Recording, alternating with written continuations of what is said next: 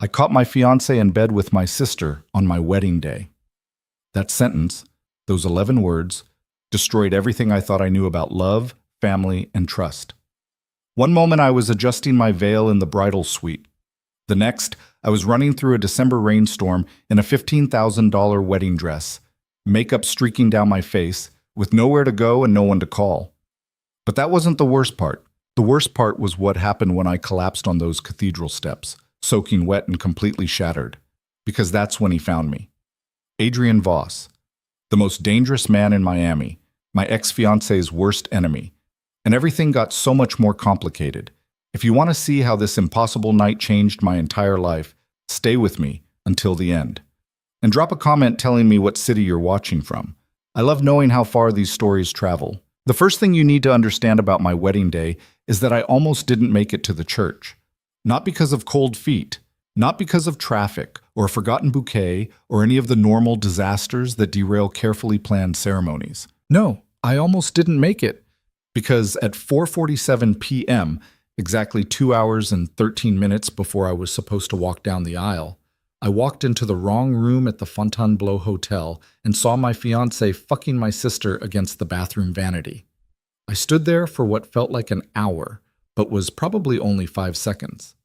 Long enough to see Marcus's hands tangled in Claire's hair, long enough to hear her moan his name, long enough for the world to tilt sideways and my stomach to drop through the floor. Then Claire's eyes opened, met mine in the mirror. She didn't even have the decency to look ashamed, just startled, like I'd interrupted something mildly inconvenient rather than obliterated my entire existence. "Lena," she started. I didn't wait to hear the rest. I ran, through the hallway, past the bridal suite where my mother and bridesmaids were drinking champagne and laughing, down the emergency stairs because I couldn't risk the elevator, couldn't risk anyone seeing me like this. My wedding dress, this ridiculous confection of silk and lace that cost more than my first car, caught on the railing and tore. I didn't care. I just kept running. I hit the lobby at a full sprint. The concierge called after me. I ignored him. Outside, the December air slammed into me like a wall. Miami doesn't get cold often, but when it does, it's the kind of cold that cuts straight through expensive fabric and lands in your bones. The sky was doing that weird thing where it can't decide between rain and not rain, just spitting cold drops at random intervals. I had my phone clutched in one hand, my other hand gathering up yards of white fabric so I wouldn't trip. My mind was spinning, trying to figure out what to do, who to call, how this was even real. Then my phone buzzed. A text from Marcus. "Let me explain." I stared at those 3 words until they blurred. Let him explain. Like there was an explanation that would make this okay. Like there were words in the English language that could possibly justify what I'd just seen. Another text. "Where are you?" People are asking questions. Of course they were. The bride had disappeared 2 hours before the ceremony. That would cause questions. A third text. "Come back. We'll talk after. We can still do this." That one made me laugh.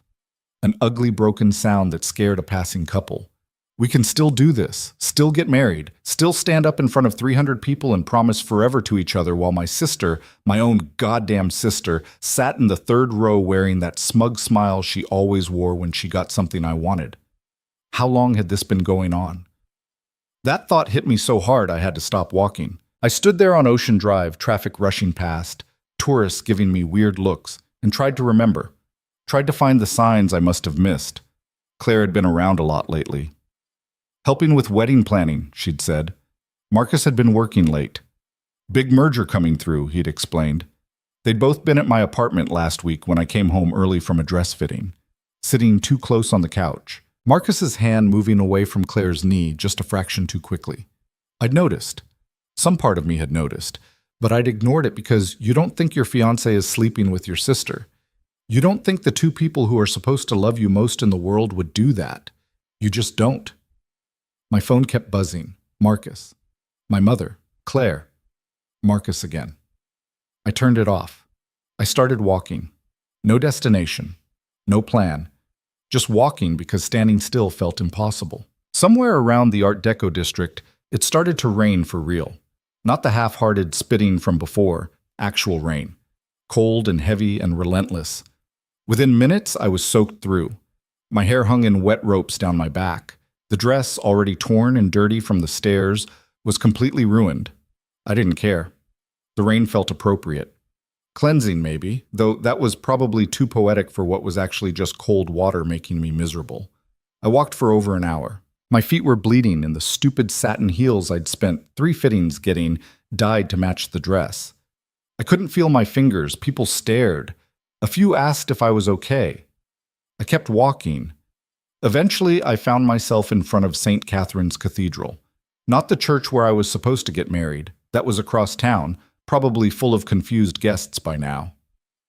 This was a smaller church, older, with stone steps leading up to heavy wooden doors. The steps were covered by an overhang, dry, protected from the rain. I climbed them and sat down. That's when everything caught up with me. The running, the cold, the sheer impossibility of what had happened. I pulled my knees up to my chest, difficult in the massive dress, and started to shake. Not crying yet, just shaking.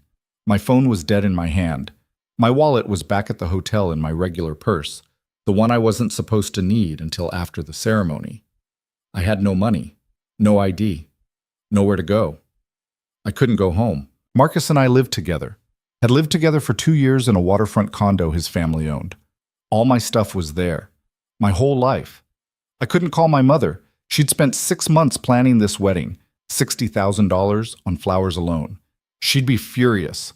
Or worse, she'd try to fix it. Try to convince me to go through with it anyway because of the money already spent, the reputation at stake, the business implications. Business implications. That's what my family called love. My father owned Carter Development, one of the largest real estate firms in South Florida. Marcus's father ran Whitmore Investments. Our marriage was supposed to seal a partnership worth hundreds of millions. A dynasty, my father called it.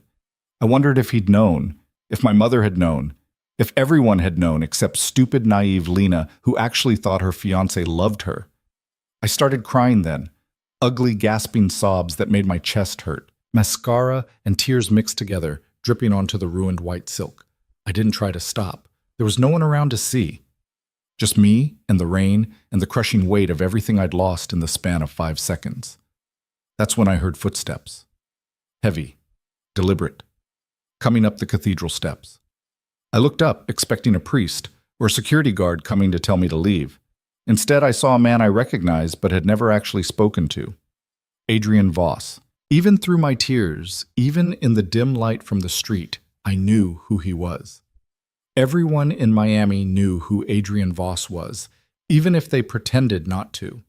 He stood about 6 feet tall, lean but solid in a way that suggested he could handle himself. Dark hair cut short, jaw shadowed with stubble, sharp cheekbones and sharper eyes, the kind of gray that looked almost silver in certain light. He wore a black suit, no tie, the jacket unbuttoned. Raindrops glistened on his shoulders. He looked dangerous. That was the word that always came up when people talked about Adrian Voss. Dangerous connections, dangerous business dealings, dangerous temper. Marcus hated him, had spent countless dinners ranting about Adrian Voss and his family and how they operated outside the law, outside decency, outside everything proper people should care about.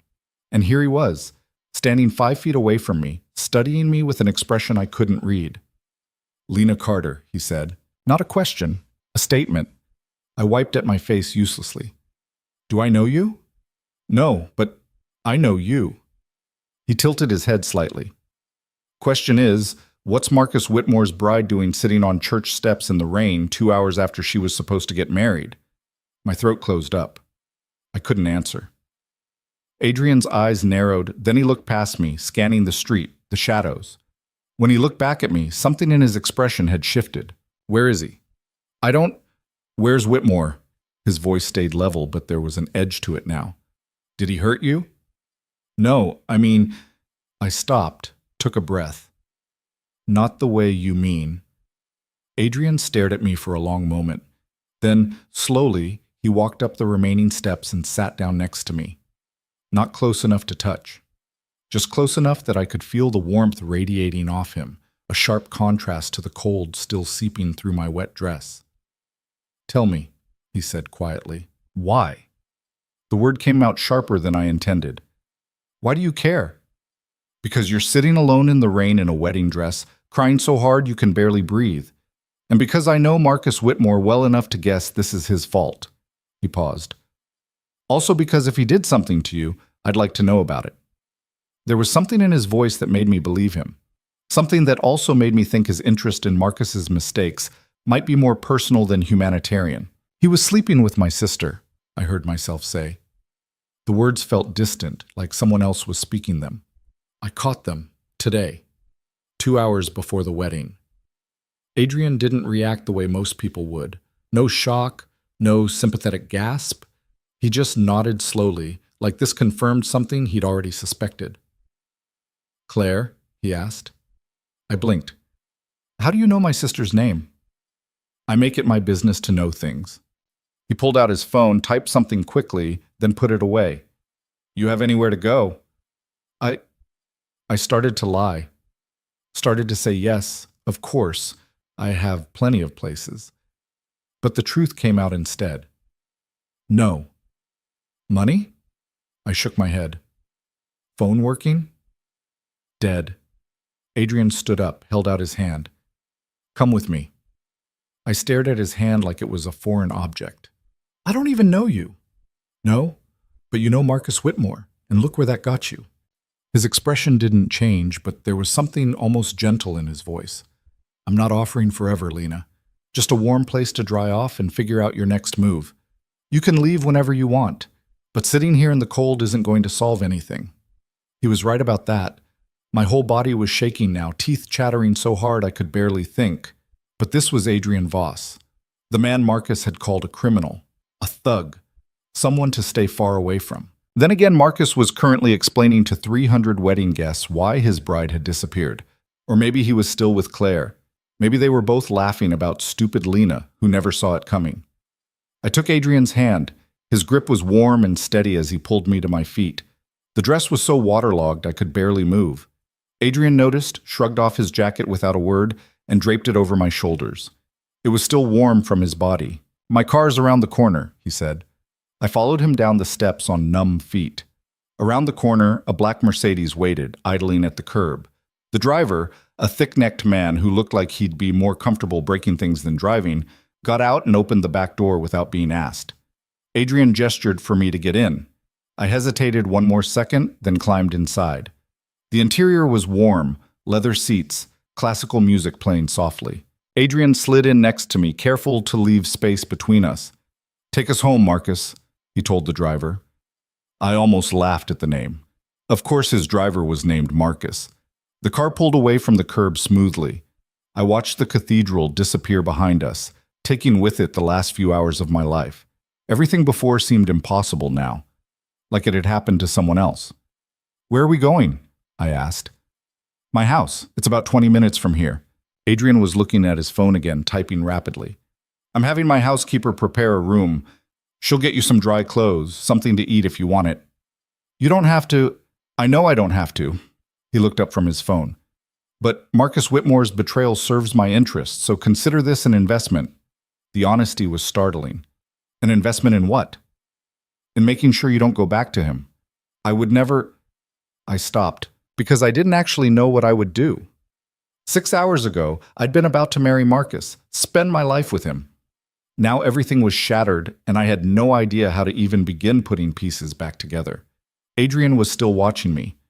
Your father's going to pressure you to reconcile. The business deal depends on this marriage. He's probably calling you right now. My phone's dead. When you turn it on, then. He leaned back against the seat. He's going to tell you every marriage has rough patches, that you're overreacting, that Claire made a mistake, but she's your sister and family forgives family, that Marcus is sorry and willing to make it work. Each word landed like a punch because I could hear my father's voice saying exactly those things. How do you know, Sis? Because I know how men like your father think. I know what this deal means to him, and I know he'll sacrifice you to save it without a second thought. The certainty in his voice chilled me more than the rain had. You don't know my father, I said weakly. Michael Carter. Started his company with money from your mother's family trust. Built it into an empire through a combination of smart investments and strategic marriages, his own his business partners, everyone around him. You're not his daughter in his eyes, Lena. You're a chess piece. I wanted to argue, wanted to defend my father, but I'd spent my whole life watching him operate, watching him position people like pieces on a board, and I couldn't find the words to prove Adrian wrong. The car turned onto a long tree-lined drive. Through the rain-streaked windows, I could see a house, no, a mansion, rising up ahead. Modern architecture, all clean lines and glass, lit from within like a beacon. We pulled up to the front entrance. Adrian's driver, Marcus, came around and opened my door. Adrian got out first, then offered his hand again to help me out. I took it, then immediately stumbled. My feet had gone completely numb in the wet shoes. Adrian caught me before I could fall. For a second, his arm was around my waist, steadying me, close enough that I could smell him, something expensive and subtle, cologne mixed with rain. "Easy," he said quietly. Then he swept me up like I weighed nothing. "I can walk," I protested. "Not in those shoes, you can't." He carried me up the steps to the front door, which opened before we reached it. A woman in her 50s stood in the doorway, perfectly composed, gray hair pulled back, wearing slacks and a crisp white blouse. "Miss Carter, I presume," she said with a slight accent I couldn't place. "European, maybe." "I'm Elena. I manage Mr. Voss's household." Her eyes took in my bedraggled state without a flicker of judgment. "I've prepared the East guest suite. There are dry clothes laid out and a hot bath drawn." "Thank you," I managed. Adrian set me down gently just inside the door on marble floors that probably cost more than my car. The entry hall soared 2 stories high, all glass and steel and modern art that I was too exhausted to process. "Elena will take care of you," Adrian said. "Get warm. Get some rest. We can talk later." He turned to walk away. "Why are you doing this?" The question burst out before I could stop it. Adrian paused, looked back at me. "Because Marcus Whitmore destroyed something of mine once, and I believe in returning favors." Then he was gone, disappearing through a doorway to the left. Elena touched my elbow gently. "This way, Miss Carter." I followed her through the house, leaving a trail of water on expensive floors, up a floating staircase, down a hallway lined with photographs I was too tired to look at closely, to a door at the end. She opened it to reveal a suite that was bigger than my entire apartment had been before I'd moved in with Marcus. Bedroom, sitting area, bathroom visible through another door. Everything decorated in soft grays and whites, modern but somehow warm. "The clothes are in the closet," Elena said. "They should fit reasonably well. I'll have your dress clean, though I'm afraid the damage may be permanent." "It's fine. I don't want it back." She nodded like this made perfect sense. "There's a phone on the nightstand if you need anything. Just press 0. "Thank you, Elena." She studied me for a moment with kind eyes. "You're safe here, Miss Carter. Whatever happened today, you're safe now." Then she left, closing the door softly behind her. I stood in the center of the room, dripping on the plush carpet, and tried to process everything that had happened in the last 3 hours. Failed marriage, sister's betrayal, my entire life collapsing. Running through Miami in a wedding dress. Adrian Voss. Adrian Voss, who was supposed to be dangerous, who had enemies and secrets and a reputation that made respectable people nervous, who had just offered me sanctuary without asking for anything in return. Except he had asked for something. He wanted me not to go back to Marcus. Because that served his interests. I should probably be more worried about what those interests were. Later. I could worry about it later. Right now, I was so cold I couldn't think straight. I stumbled into the bathroom and stopped dead. The bathtub was massive, freestanding in the center of the room, already filled with steaming water. Candles were lit around the edges.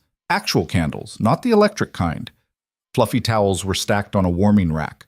A robe hung on a hook by the door. I wanted to cry again at the simple kindness of it. Instead, I peeled off the ruined wedding dress. It took forever. All the tiny buttons down the back that I couldn't quite reach, the layers of fabric that clung to my wet skin. Finally, it pooled around my feet in a sodden mess of silk and lace and broken dreams. I left it there and climbed into the bath. The water was almost too hot, but I sank into it anyway, letting the heat seep into my frozen bones. My feet stung as circulation returned. My fingers tingled painfully. I stayed in the bath until the water started to cool. Then I got out, dried off with towels so soft they felt like clouds, and pulled on the clothes Elena had left. Yoga pants and a cashmere sweater, both fitting perfectly. How had she known my size? I made it to the bed, a massive thing with what felt like 1,000 pillows, and collapsed onto it. Sleep should have been impossible. My mind should have been racing, replaying everything, trying to make sense of the senseless. But exhaustion won. I was asleep before I could even pull the covers up. I woke to darkness and the sound of my own screaming. The nightmare had been vivid. Marcus and Claire tangled together. But in the dream, they'd been laughing at me. Everyone had been laughing. My father, my mother, all 300 wedding guests, all laughing while I stood there in my dress, unable to move, unable to breathe. A knock sounded at the door. "Lena?" Adrian's voice. I tried to answer, but my throat was closed tight. The door opened. Light from the hallway spilled in. Adrian stood silhouetted in the doorway, wearing different clothes now, jeans and a dark t-shirt, barefoot, like he'd been asleep too. "You okay?" he asked. I shook my head. Then the tears came again, hot and angry and unstoppable. Adrian crossed the room without hesitation, sat on the edge of the bed. For a second he seemed uncertain, like he wasn't sure what to do with a crying woman in his guest room. Then he did something unexpected. He pulled me into his arms. I should have pushed him away, should have remembered that I didn't know him, that he was dangerous, that this was all wrong. Instead, I grabbed onto his shirt and sobbed into his chest like he was the only solid thing in a world gone liquid and formless. He didn't say anything, didn't make empty promises or tell me everything would be okay. He just held me while I fell apart, one hand moving slowly up and down my back in a gesture that was more grounding than comforting. Eventually, the tears slowed, stopped. I became aware that I was clutching Adrian Voss's t-shirt in both fists, that I could feel his heartbeat steady against my cheek, that his arms around me felt safer than anything had in a very long time. I pulled back. "I'm sorry." "Don't be." His voice was quiet. "You're entitled to break down after the day you've had." "I don't usually—" I stopped, because I didn't actually know what I usually did in crisis situations. I'd never had a crisis like this before. "What time is it?" I asked. Adrian glanced at his watch. Little after 3. 3 a.m. My wedding should have been over by now. Marcus and I should have been at the reception, cutting the cake, doing our first dance, or maybe in our honeymoon suite at the hotel.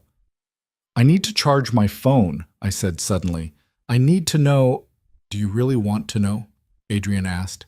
"Do you really want to read the messages from your family right now?" No, I didn't. But I also couldn't exist in this vacuum forever. "There's a charger in the nightstand," Adrian said. "But take my advice. Wait until morning. Get some real sleep first. Face it all with a clear head." It was good advice. Probably the only good advice I'd gotten all day. "Okay," I said. Adrian stood up. "Try to get some rest. I'm just down the hall if you need anything." He was almost to the door when I asked, "Why do you hate Marcus so much?" He stopped, turned back. In the dim light from the hallway, his expression was unreadable. "That's a long story," he said finally. "One better saved for tomorrow." "Tell me anyway." Adrian studied me for a long moment. Then he came back, sat in the chair by the window instead of the bed, leaned forward, elbows on his knees, hands clasped. "5 years ago," he said, "my brother Alex was engaged to a woman named Sarah Brennan. They were happy, really, genuinely happy in a way that's rare. Wedding was planned, venue booked, whole future mapped out." He paused. I waited. 3 months before the wedding, Sarah called it off. Disappeared. Alex was devastated, wouldn't talk about it, wouldn't explain what happened. 6 months later, he killed himself.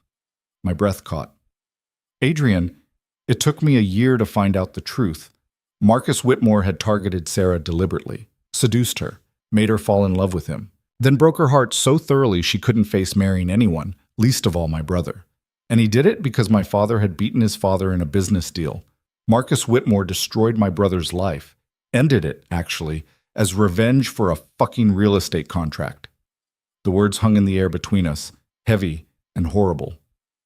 "I've been looking for a way to hurt him ever since," Adrian said quietly.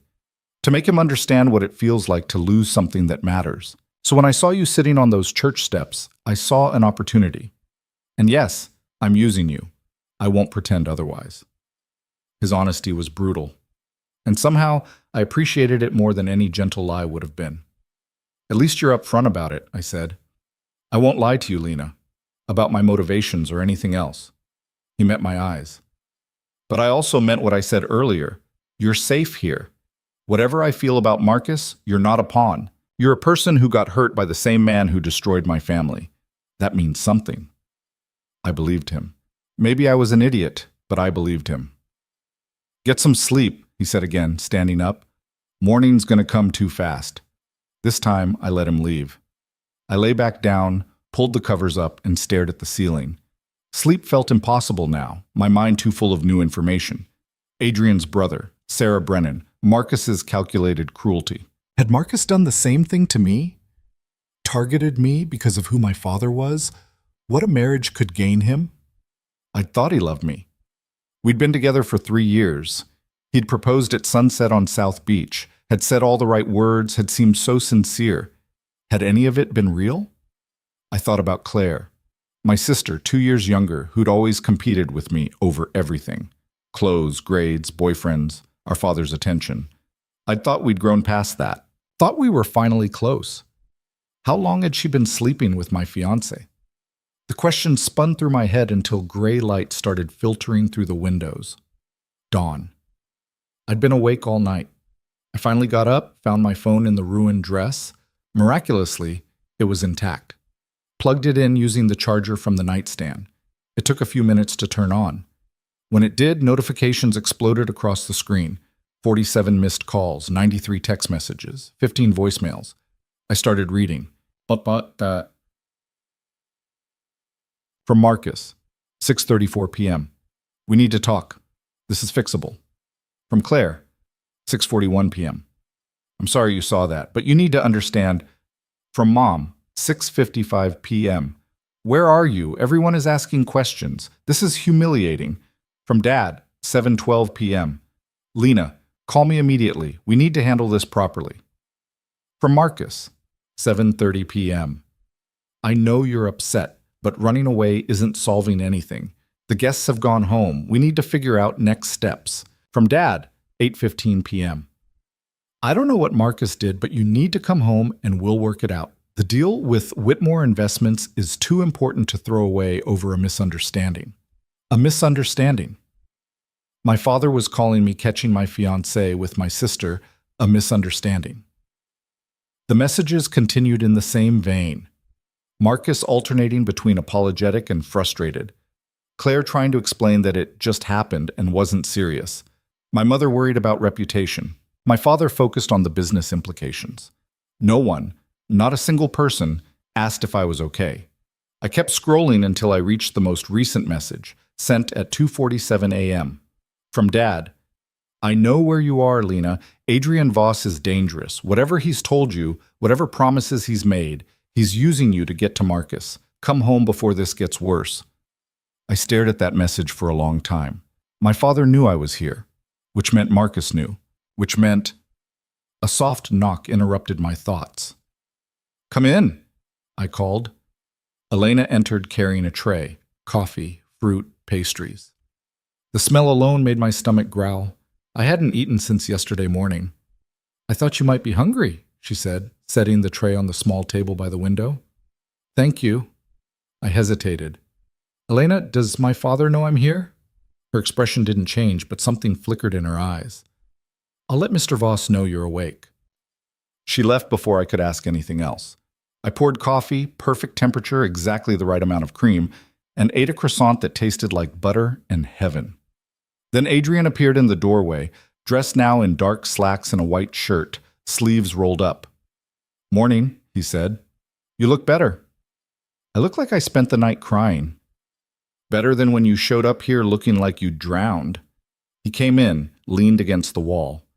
"Your father's been calling. He knows you're here." I saw his messages. "He's going to come for you, probably today, maybe this morning. Are you ready for that conversation?" Was I? I had no idea. "He's going to tell me I'm making a mistake," I said slowly. that I need to forgive Marcus and go through with the marriage. That family and business come first. Probably. And my mother will cry. Claire will apologize but make it seem like it's somehow my fault for not paying enough attention to Marcus. And Marcus will... I stopped. I don't know what Marcus will do. He'll do whatever serves him best, Adrian said flatly. That's what he always does. I set down my coffee cup. Tell me about Sarah Brennan. Tell me everything. So he did. Sarah had been a journalist, Adrian explained. Smart, ambitious, working on an investigative piece about corruption in Miami real estate. She'd met Alex at a charity gala, a real meeting, genuine attraction. They'd fallen in love the old-fashioned way. Then Marcus Whitmore showed up, started pursuing Sarah with focused intensity, flowers, expensive dinners, grand gestures. At first she'd ignored him, but Marcus was persistent, and he'd known exactly which buttons to push, which insecurities to exploit. She broke it off with Alex 3 months before the wedding, Adrian said, his voice flat in the way that meant he was keeping emotion carefully controlled. Said she'd made a mistake, that she wasn't ready for marriage. Alex was destroyed. He kept trying to win her back, but she wouldn't talk to him. Then she disappeared, moved to New York, changed her number, cut off all contact. And your brother couldn't handle it. Started drinking, lost his job. 6 months after Sarah left, he drove his car off the MacArthur Causeway at 3 a.m. The police called it an accident, but I found the note he'd left in his apartment. Not for me, for Sarah, apologizing for not being enough. The pain in Adrian's voice was visceral. I wanted to reach for him, offer comfort the way he'd offered it to me last night. But I stayed still. I tried to find Sarah, to tell her what happened, he continued. When I finally tracked her down in New York, she broke. Told me everything. How Marcus had convinced her Alex was using her to advance his family's business interests. How he'd shown her fabricated evidence, emails, documents, all fake but convincing enough. How he'd seduced her, made her believe he loved her, then discarded her once she'd called off the wedding. She'd moved away because she couldn't face what she'd done. Jesus, I whispered. It took me another 6 months to confirm it all, to find the people Marcus had paid to create the fake evidence, to piece together that he'd targeted Sarah deliberately because my father's company had outbid his father on a waterfront development deal. Marcus Whitmore destroyed my brother's life, ended his life, over business. Adrian's eyes met mine, gray and cold and absolutely certain. So yes, I hate him. And yes, I'm using your situation to hurt him. But I want you to understand something, Lena.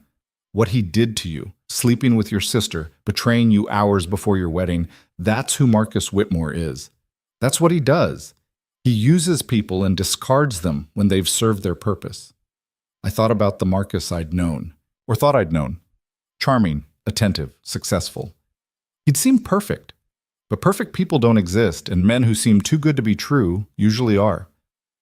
My father's going to come here, I said, and he's going to make me an offer. Go back to Marcus, forgive this one mistake, save the business deal. He'll probably throw money at it. A post-nup, maybe. Something to protect me. Will you go? The question hung between us. Would I? 24 hours ago, the answer would have been yes. Because that's what good daughters did. They sacrificed for family, for business, for all the logical reasons. But sitting in Adrian Voss's guest room, wearing borrowed clothes, with the memory of my fiancé fucking my sister still burning behind my eyes, no, I said, I won't go back. Something shifted in Adrian's expression. Satisfaction, maybe, or respect. Then we need to prepare, he said. Because your father's not going to take no for an answer. And when he shows up here with Marcus in tow, you need to be ready to stand your ground. How? A sound from downstairs interrupted us. The doorbell, followed by voices. Angry voices. Adrian pulled out his phone, swiped to what looked like a security feed. His jaw tightened. They're already here, he said. Your father, Marcus, and about 6 other men who look like lawyers. My stomach dropped. It's only 8 in the morning. Michael Carter doesn't wait for convenient hours. Adrian pocketed his phone. Stay here. I'll handle this. No. I stood up. This is my fight. Lena? No, I repeated. I'm not hiding. Not from them. Not anymore. Adrian studied me for a long moment. Then he nodded. Okay, but you follow my lead. Don't let them corner you into conversations without me present. And don't sign anything, agree to anything, or make any promises. Understood? Understood. Get dressed. Something that makes you feel strong. I went to the closet. Elena had stocked it with clothes in my size. More evidence that Adrian Voss had resources I couldn't begin to understand. I chose black pants, a silk blouse, low heels. Simple. Professional. Nothing that screamed emotional breakdown. When I came out, Adrian was waiting. He looked me over and nodded approval. Ready? He asked. I wasn't, but I said, yes. We went downstairs together. My father was standing in the entry hall, looking like he owned the place. Michael Carter in his element. Expensive suit, steel gray hair perfectly styled, expression projecting authority and barely controlled fury. Marcus stood next to him, looking tired. Guilty, maybe, though that might have been wishful thinking. 3 men in suits hovered nearby, lawyers, like Adrian had said, and 2 larger men who were definitely security. My mother wasn't there. Neither was Claire. Interesting. Lena, my father's voice cracked like a whip. We're leaving, now. No. My voice was steady. I was proud of that. This isn't a discussion. You're right, it's not. I descended the last few stairs, Adrian a solid presence at my side. Because I'm not going anywhere with you. My father's face darkened. You're upset. You have every right to be, but running to Adrian Voss, he spat the name like it tasted bad, is not the solution. I didn't run to him. He offered help when I had nowhere else to go. You had home. You have family. Family? The word came out harsh. Claire is my family. She was sleeping with my fiancé. Marcus flinched. Good. A mistake, my father said smoothly. A terrible mistake that Claire regrets deeply. Marcus has assured me it meant nothing. They both want to apologize properly. I don't care what they want. Lena, be reasonable. I am being reasonable. My voice rose. What's unreasonable is expecting me to marry a man who betrayed me hours before our wedding. What's unreasonable is you standing here acting like this is fixable with an apology and a business handshake. The Whitmore deal? I don't give a fuck about the Whitmore deal. Silence. I'd never sworn at my father before. Never raised my voice like this. He recovered quickly. You're emotional. Adrian Voss is manipulating you. I'm not manipulating anyone, Adrian said quietly. His first words since we'd come downstairs. Lena is here because she chose to be. She can leave any time she wants. Can you say the same? My father ignored him, kept his eyes on me. Lena, I'm going to say this once. You come home with me now. We work this out properly, or there will be consequences. What consequences? I asked. You'll disown me? Cut me off? Do it. I don't care anymore. Your trust fund comes from Mom's family, not you. You can't touch it. That stopped him. He'd forgotten that detail, or hoped I had. You think Adrian Voss cares about you? My father changed tactics. He's using you to hurt Marcus. Once he's done, you'll be worthless to him too. He's been honest about his motivations, I said, which is more than I can say for anyone else in my life. Marcus finally spoke. Lena, please. Can we talk? Just the two of us? No. 5 minutes. That's all I'm asking. I said no, Marcus. You owe me that much. I owe you nothing. I looked at him directly for the first time since he'd arrived. Saw the face I'd loved, or thought I'd loved. It looked like a stranger's face now. You fucked my sister in our wedding suite, hours before our ceremony. I don't owe you a single second of my time. It was a mistake. I was stressed, the wedding, everything with the business. So you coped by sleeping with my sister? I laughed, sharp and bitter. Interesting stress management technique. Lena, how long? The question burst out. How long have you been sleeping with her? Marcus's silence was answer enough. Months? I pressed. A year? Our entire relationship? It doesn't matter. It matters to me. 6 months, he said finally. It's been about 6 months. 6 months. While we'd been planning our wedding, while I'd been choosing flowers and tasting cake and writing vows promising forever. Something broke inside me. Not my heart, that was already shattered. Something deeper. The part of me that had still wanted to believe this was somehow a misunderstanding. "Get out," I said quietly. "Lena, get out." "You're making a mistake," my father said. "A mistake you'll regret for the rest of your life." "Maybe. But it'll be my mistake. My choice. For once in my life, I get to choose." I turned and walked away. Up the stairs. Back to the guest room. I heard voices behind me, Adrian saying something, my father responding, sounds of movement. Then the front door closed. Car engine started. Tires on gravel. They were gone. I made it to the bathroom before I started shaking, sat on the edge of the bathtub and tried to breathe through the adrenaline crash. A knock on the door. "Lena, can I come in?" Adrian. "Yes." He entered, assessed me with one look, then sat down next to me. Not touching, just there. "You did good," he said. I told my father to fuck off. Like I said, good. I laughed despite everything. Then the laugh turned into something else, something close to tears, but not quite. Adrian waited it out. "What happens now?" I asked finally. "Now you figure out what you want, who you want to be, what kind of life you want to build." "I don't know how to do that. I've spent my whole life being who other people wanted me to be."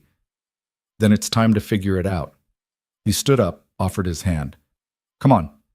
I want to show you something." I took his hand and let him lead me out of the bathroom, through the house, to a set of French doors I hadn't noticed before. He opened them onto a terrace that overlooked the ocean. The view was stunning, endless water, Miami skyline in the distance, morning sun turning everything gold. "This is my favorite spot," Adrian said. "When things get complicated, when I need to think, I come out here. The ocean doesn't care about business deals or family drama or revenge. It just is. I find that clarifying." We stood in silence, watching the waves. "I meant what I said last night," Adrian said finally. "About using you. About my motivations. But I also meant the other part. About you being safe here. You can stay as long as you need to. No expectations. No pressure." "Why?" I asked. "You barely know me." "Because Marcus Whitmore destroyed someone I loved, and now he's tried to destroy you. That makes us allies, whether we planned it or not." "Allies with benefits?" I tried to joke. Adrian smiled slightly. "Not unless you want them." The implication hung there. I probably should have been offended, or scared, or something other than intrigued. "I should probably focus on not having a complete breakdown first," I said. Probably wise. We stayed on the terrace for a while longer. Then Elena appeared with more coffee and the news that my mother had called, not for me but for Adrian, asking him to be reasonable about this situation. "What did you tell her?" I asked. "That her daughter was an adult capable of making her own decisions. How'd that go over?" "About as well as you'd expect." The day passed in a strange limbo. I stayed at Adrian's house, wearing borrowed clothes, eating food Elena prepared, trying to process everything that had happened. My phone kept ringing. I kept ignoring it. Adrian gave me space but checked in regularly, made sure I ate, made sure I was okay, never pushed for more information than I wanted to give. It was nice, weird and unexpected and definitely complicated, but nice. That evening we had dinner on the terrace. Grilled fish, roasted vegetables, wine that probably cost more than my car payment. "Can I ask you something?" I said halfway through the meal. "Always. What's your endgame here with Marcus, with me, with all of this?" Adrian set down his wine glass. "Honestly? I don't know yet. A week ago, my endgame was finding a way to hurt Marcus Whitmore the way he hurt my family. Then you showed up, and the situation got more complicated. How? Because you're not just a weapon against Marcus anymore. You're a person I'm starting to care about, and those two things don't necessarily align."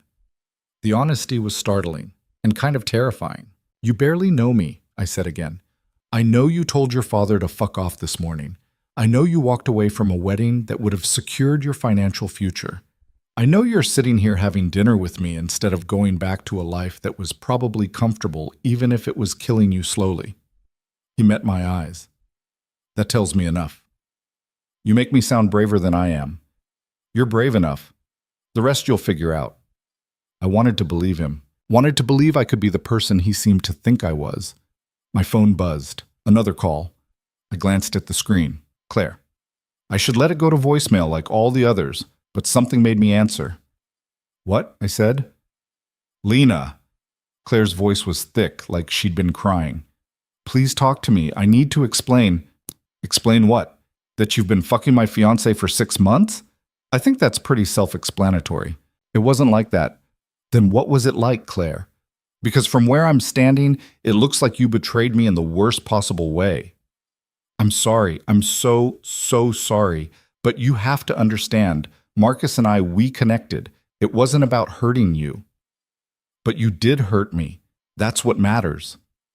You always had everything, Claire said, and now I could hear anger beneath the tears. Perfect grades, perfect job, perfect fiancé, Dad's approval. For once I wanted something that was supposed to be yours. The confession was so ugly, so honest, that I couldn't speak for a moment. So this was about me? I finally managed. About competing with me? It was about me being invisible my whole life while you shined. So you fucked my fiancé. That's your solution to feeling invisible? I love him, Claire said. I know you don't believe me, but I do. And he loves me too. Then congratulations. You can have him. Lena. I'm done, Claire. With you, with Marcus, with all of it. Don't call me again. I hung up. Adrian was watching me. You okay?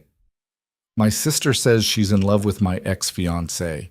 Apparently this whole thing was about her feeling invisible compared to me. Sounds like she's trying to make herself the victim. Yeah. I picked up my wine, drained it. The fucked up part is, I almost feel sorry for her. She has no idea who Marcus really is, what he's capable of. You could warn her. I thought about it, about calling Claire back and telling her about Sarah Brennan, about Marcus's capacity for calculated cruelty. Then I decided I didn't care enough. Let her find out on her own, I said. Maybe it'll hurt less than finding out the way I did. Adrian smiled slightly. That's cold. I'm learning from the best. We finished dinner, moved to the living room. Adrian put on music, jazz, something moody and sophisticated. We didn't talk much, didn't need to. Around 11, I stood up to go to bed. Lena, Adrian said as I reached the door. I turned back. What you did today, standing up to your father, to Marcus, that took real courage. Don't let anyone tell you different. Thank you for giving me a place to do it from. Anytime. I went upstairs, got ready for bed, climbed under the covers. This time, I fell asleep quickly. No nightmares, no tears, just sleep. And for the first time since I'd walked into that hotel room and saw my world ending, I felt like maybe, just maybe, I was going to survive this. The next morning, I woke up to sunlight streaming through the windows and the smell of coffee drifting up from downstairs. For about 3 seconds, everything felt normal. Then I remembered where I was and why, and the weight of it all came crashing back. I grabbed my phone. More messages, but fewer than yesterday. People were starting to give up, or at least give me space. Except for one number I didn't recognize. I know what Marcus did to you. I know what he's capable of. If you want answers, meet me. I stared at that message for a long time. Could it be Sarah Brennan? I found Adrian in his study, a room I hadn't seen before. Dark wood, floor-to-ceiling bookshelves, massive desk with 3 computer monitors. He was on the phone, speaking in rapid Italian. When he saw me in the doorway, he wrapped up the conversation and hung up. Morning, he said. Sleep okay? Better than I expected. I held out my phone. I got a weird message. He took it, read the text, and his expression hardened. That's Sarah's number. How do you... I told you. I make it my business to know things. He handed the phone back. Question is, do you want to meet her? Do you think I should? I think Sarah has information about Marcus that you might find useful, but I also think dredging up the past is painful, and she's been through enough. He leaned back in his chair. Your call. I thought about it. About what Sarah might know. About whether I wanted to hear it. Set it up, I said. Adrian made a call. Spoke quietly for a few minutes. Hung up. 2 hours. There's a cafe in Coconut Grove she likes. Quiet. Out of the way. I'll drive you. You don't have to. Lena. His voice was gentle but firm. Marcus knows you're here. Your family knows you're here. Until we figure out what happens next, you don't go anywhere alone. Understood? The protectiveness should have felt patronizing. Instead, it felt like safety. Understood. I went upstairs, showered, changed into another outfit from the magically stocked closet. Dark jeans, white t-shirt, leather jacket. Simple. Not trying to impress anyone. When I came back down, Adrian was waiting by the front door. He'd changed too. Jeans, dark sweater, aviator sunglasses hanging from his collar. He looked less like a dangerous businessman and more like someone who could blend in anywhere. The drive to Coconut Grove took 20 minutes. Adrian drove himself this time, in a Tesla that was probably worth more than most people's houses. We didn't talk much. I spent most of the ride staring out the window, watching Miami slide by, trying not to think about what I was about to hear. The cafe was tucked away on a side street, small and quiet, with outdoor seating under a canopy of banyan trees. Sarah was already there, sitting at a corner table, nursing what looked like an iced coffee. I recognized her from the photos I'd found online after Adrian told me her story. Mid-30s, dark hair pulled back in a ponytail, dressed in yoga pants and a tank top. She looked tired, older than her pictures. She stood up when she saw us. Her eyes went to Adrian first, and something complicated passed over her face. Grief, maybe, or guilt. Adrian? She said quietly. Sarah. He didn't move to hug her or shake her hand, just nodded. Thanks for doing this. I should have done it sooner. She turned to me. You must be Lena. Yeah. I'm sorry about what happened to you. With Marcus. The sincerity in her voice caught me off guard. You tried to warn me, didn't you? The text. I've been trying to warn every woman he gets close to for the last 3 years. Most of them don't listen. She gestured to the empty chairs. Sit, please. We sat. Adrian caught the waiter's attention, ordered coffee for both of us. Nobody spoke until the drinks arrived. Sarah broke the silence first. How much did Adrian tell you? Enough. About you and his brother. About what Marcus did. She nodded slowly. Then you know what he's capable of. The question is, do you know why he targeted you? My father's company, the business deal. That's part of it. But there's more. Sarah pulled out her phone, scrolled through something, then slid it across the table to me. I've been investigating Marcus for years. Quietly. Very quietly. This is what I found. I looked at the screen. It showed a document. Looked like financial records. Names, dates, amounts. I didn't understand half of it. What am I looking at? Proof that Marcus Whitmore has been systematically targeting women from wealthy or influential families for the past 6 years. Seducing them, getting close to their families, extracting business advantages or inside information, then discarding them. Sarah leaned forward. You're not the first, Lena. You're just the most high profile. My stomach turned. How many? That I can prove? 7, including you and me. But I suspect there are more. 7 women. 7 lives disrupted or destroyed for business advantages. Why hasn't anyone stopped him? I asked. Because he's careful. Because the women he targets are usually too embarrassed or too pressured by their families to speak up. And because the Whitmore family has enough money and influence to make problems disappear. Sarah took her phone back. I've been trying to build a case for years, but without witnesses willing to go on record, without hard evidence beyond circumstantial connections, there's nothing to prosecute. I looked at Adrian. He was listening carefully, his expression unreadable. You knew about this, I said to him. The other women. I suspected. Sarah confirmed it about a year ago, and you didn't think to mention it? Would you have believed me if I had? He asked quietly. Or would you have thought I was just trying to poison you against Marcus? He was right. I wouldn't have believed him. Sarah pulled out a folder from her bag. Actual paper. Old school. These are the stories of the other women I've identified. I'm not giving you names. They didn't consent to that. But I thought you should know you're not alone, that what happened to you is part of a pattern. I opened the folder, started reading. Woman 1, daughter of a state senator, dated Marcus for 8 months. He gained access to confidential information about upcoming legislation that benefited Whitmore Investments. Relationship ended abruptly after the information was used. She attempted suicide 6 months later. Woman 2, heiress to a hotel chain. Marcus courted her for a year, got engaged, called it off 2 weeks before the wedding after securing a favorable deal between her family's hotels and Whitmore properties. She disappeared from public life and hasn't been seen since. Woman 3, journalist working on an expose about real estate fraud in Miami. Marcus seduced her, gained access to her sources and research, then fed that information to the people she was investigating. Her career was destroyed when her sources dried up. She left journalism entirely. The stories went on, each one worse than the last, each one showing the same pattern. Marcus identifying a target, getting close, extracting what he needed, then vanishing. "This is sociopathic," I said. "Yes," Sarah agreed. "That's exactly what it is." I thought about Marcus, about the man I'd thought I'd known.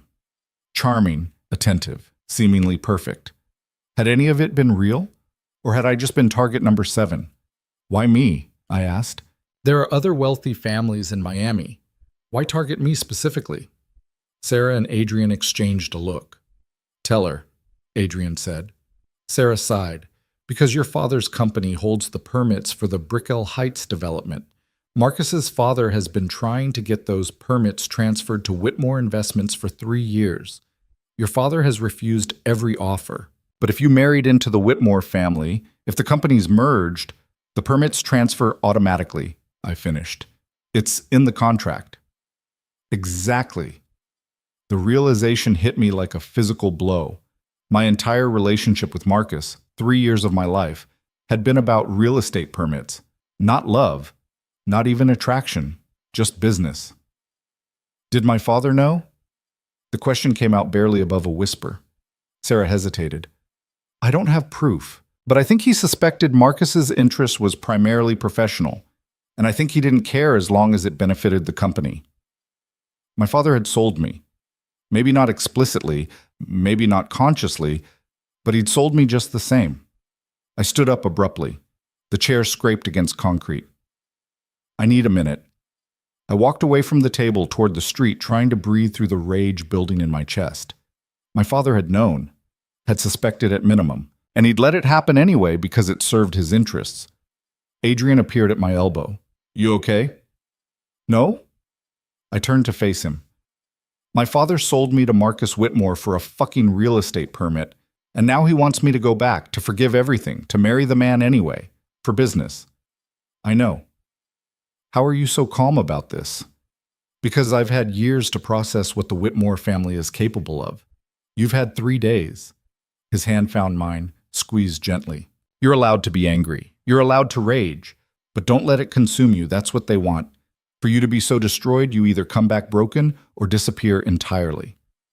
What's the alternative?" "You fight back." I looked at him, really looked at him. "How?"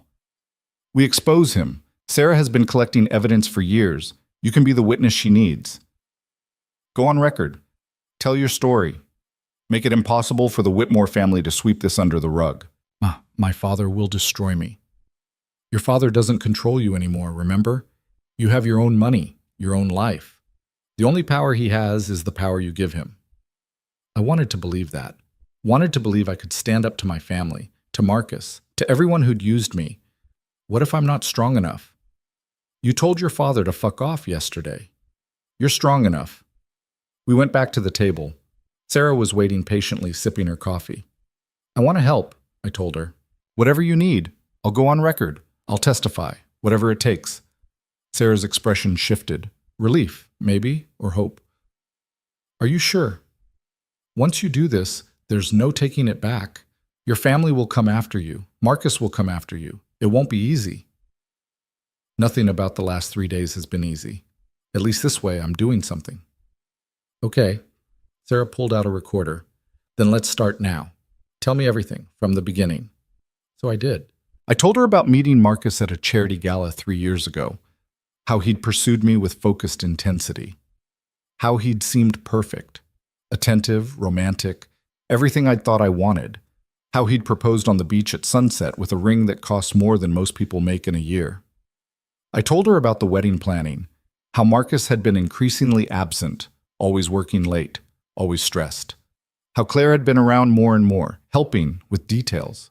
How I'd noticed little things, glances, touches, moments that didn't quite add up, but had ignored them because you don't suspect your sister and your fiancé. I told her about walking into that hotel room, about what I'd seen, about running through Miami in my wedding dress with nowhere to go. By the time I finished, my coffee was cold and the sun had shifted, throwing new shadows across the table. Sarah turned off the recorder. Thank you. This helps more than you know. What happens now? Now I keep building the case. I've got 2 other women who might be willing to go on record after hearing your story. If I can get 3 witnesses, I can take this to the state attorney. Maybe get an actual investigation started. How long will that take? Months, maybe longer. These things don't move quickly. She met my eyes. But they do move. And eventually Marcus Whitmore will have to answer for what he's done. Eventually. Not immediately. Not in time to make the pain stop or erase what had happened, but eventually was better than never. We left the cafe shortly after. Adrian drove us back to his house in silence. I stared out the window, processing everything Sarah had told me. 7 women, 7 lives disrupted, and mine was just the latest. You're quiet, Adrian said as we pulled into his driveway. Thinking. About? About how I'm going to face my father at the next family event. About how I'm going to survive the whispers and the gossip when this all comes out. About whether I'm making the right choice. Are you having second thoughts? No, but I'm terrified. Good.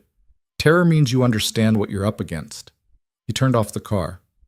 But you're not doing this alone. Remember that. We went inside.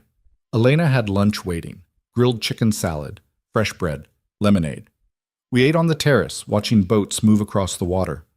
My phone buzzed. A text from an unknown number. Stop talking to Sarah Brennan, stop making trouble, or there will be consequences.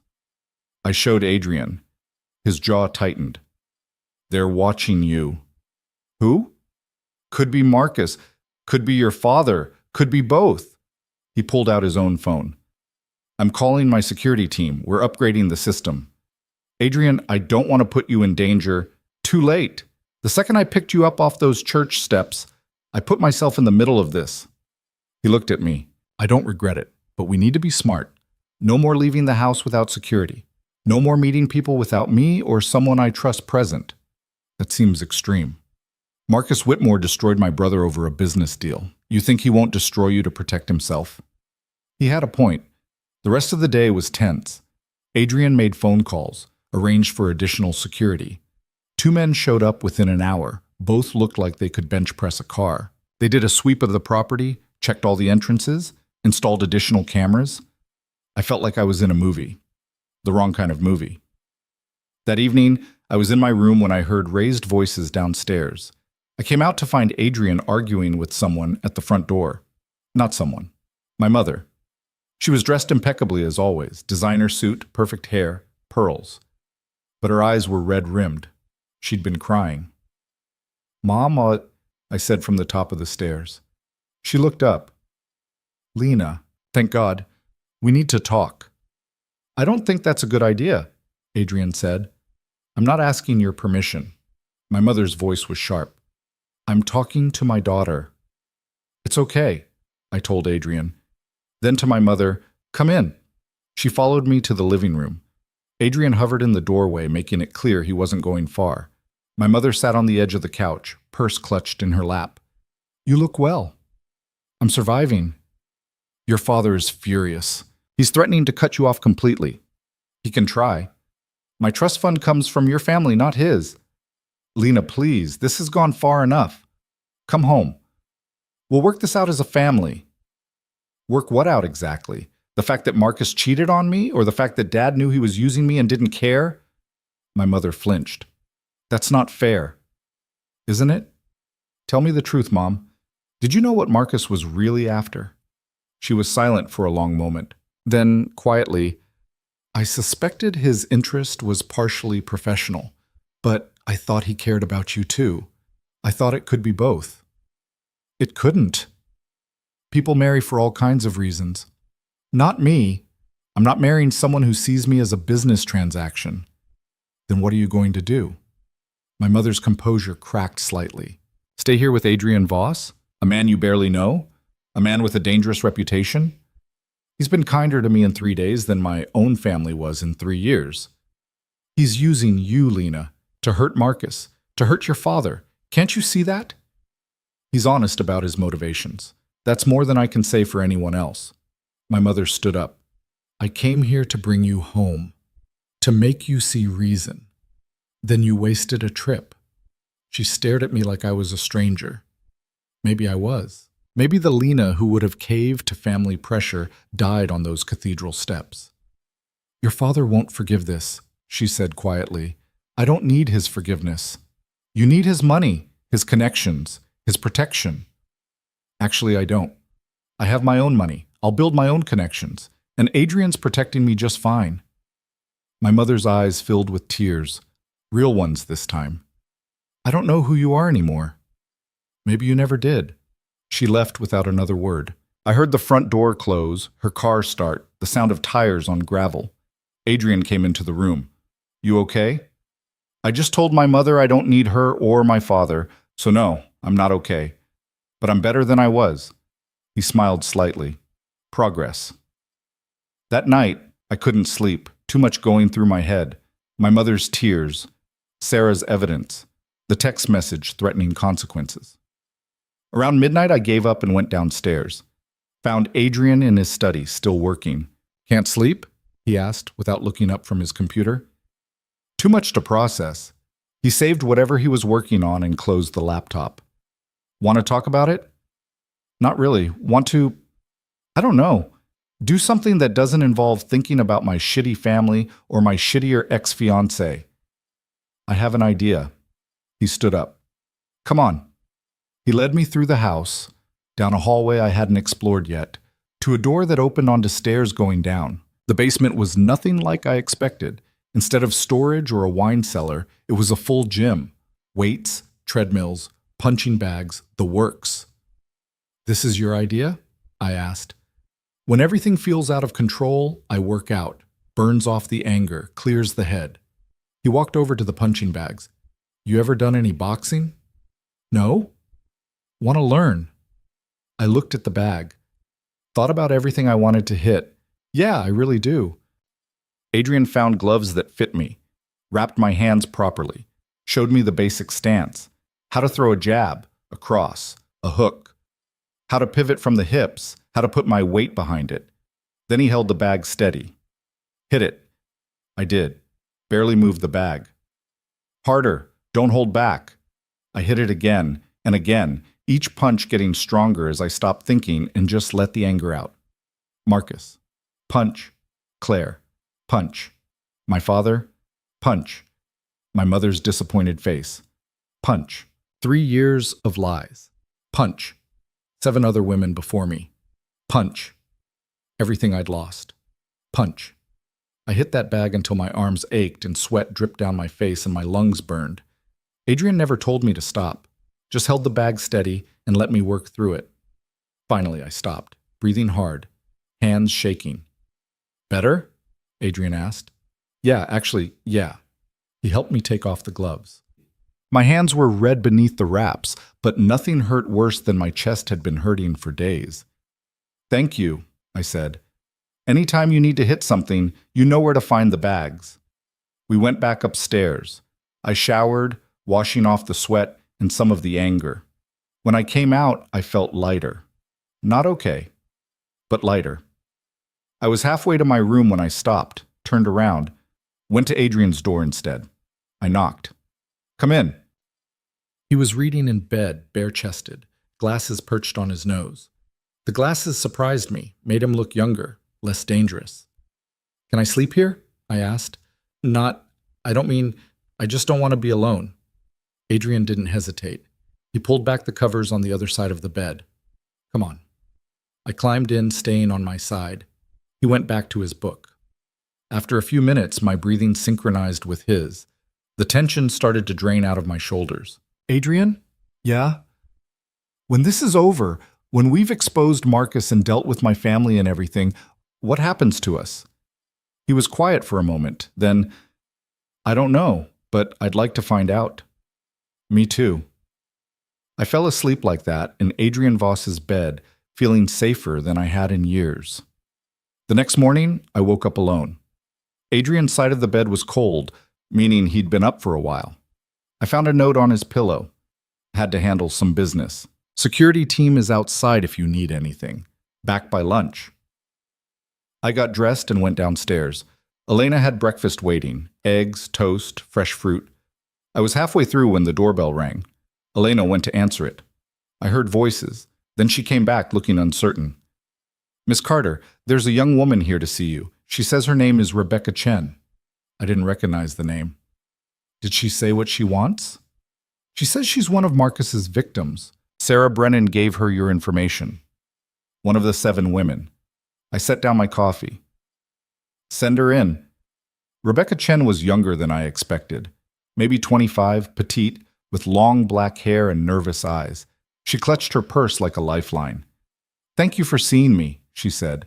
I know this is weird, showing up unannounced. It's fine. Sit. Can Elena get you anything? Coffee would be great. We settled in the living room. Elena brought coffee and disappeared tactfully. Sarah told me you're going on record, Rebecca said. About Marcus. About what he did to you. I am. I want to do the same, but I'm scared. Me too. That seemed to surprise her. You are? Terrified. My family is threatening to disown me. Marcus is sending threatening texts. I have no idea what happens next. I took a breath. But I'm doing it anyway because staying silent feels worse. Rebecca nodded slowly. Can I tell you my story? Please. I met Marcus 2 years ago. I was working for my father's tech company in Silicon Valley. Marcus came to pitch a partnership between our company and Whitmore Investments. He asked me to dinner to discuss details. Then another dinner, then another. She stared into her coffee. I fell in love with him, completely, stupidly. He said he loved me too. Said we'd get married after the business deal closed. What happened? The deal closed. Marcus got access to our proprietary software. We were developing AI for real estate analytics. 2 weeks later, he broke up with me. Said it had been fun, but he'd met someone else. Her voice cracked. A month after that, Whitmore Investments launched their own AI platform.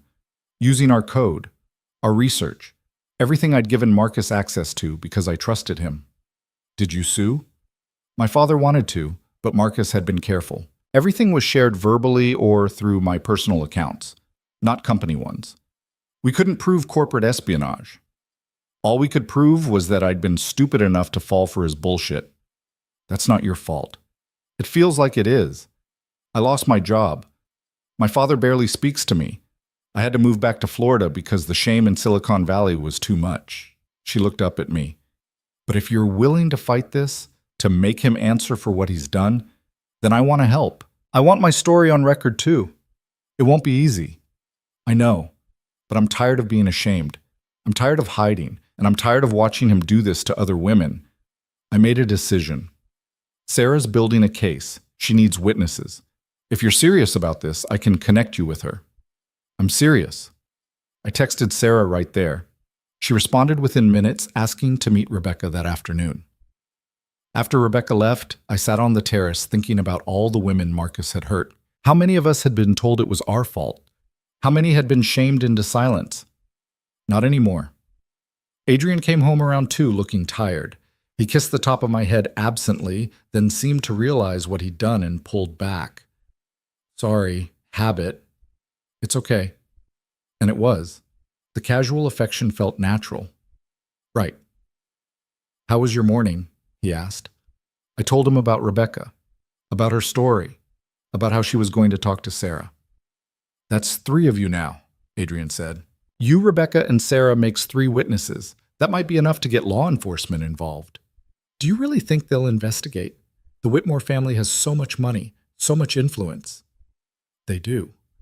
But public pressure is a powerful thing. And if this story breaks right, if enough women come forward, if the media picks it up, even the Whitmore family won't be able to make it disappear. I wanted to believe him, wanted to believe justice was possible. That evening, I got a call from Sarah. She'd met with Rebecca. 2 more women had come forward after sources for now, but enough to get the story out there. Do it, I said. Lena, once this breaks, there's no going back. Your name will come out eventually. People will know what happened. Good. Let them know. Let everyone know what Marcus Whitmore really is. Sarah was quiet for a moment. You're braver than I was. I'm angrier than you were. There's a difference. She laughed. Fair enough. I'll be in touch. I hung up and found Adrian watching me. So it's really happening, he said. It's really happening. He pulled me into his arms. No hesitation this time, just solid warmth and the steady beat of his heart against my ear.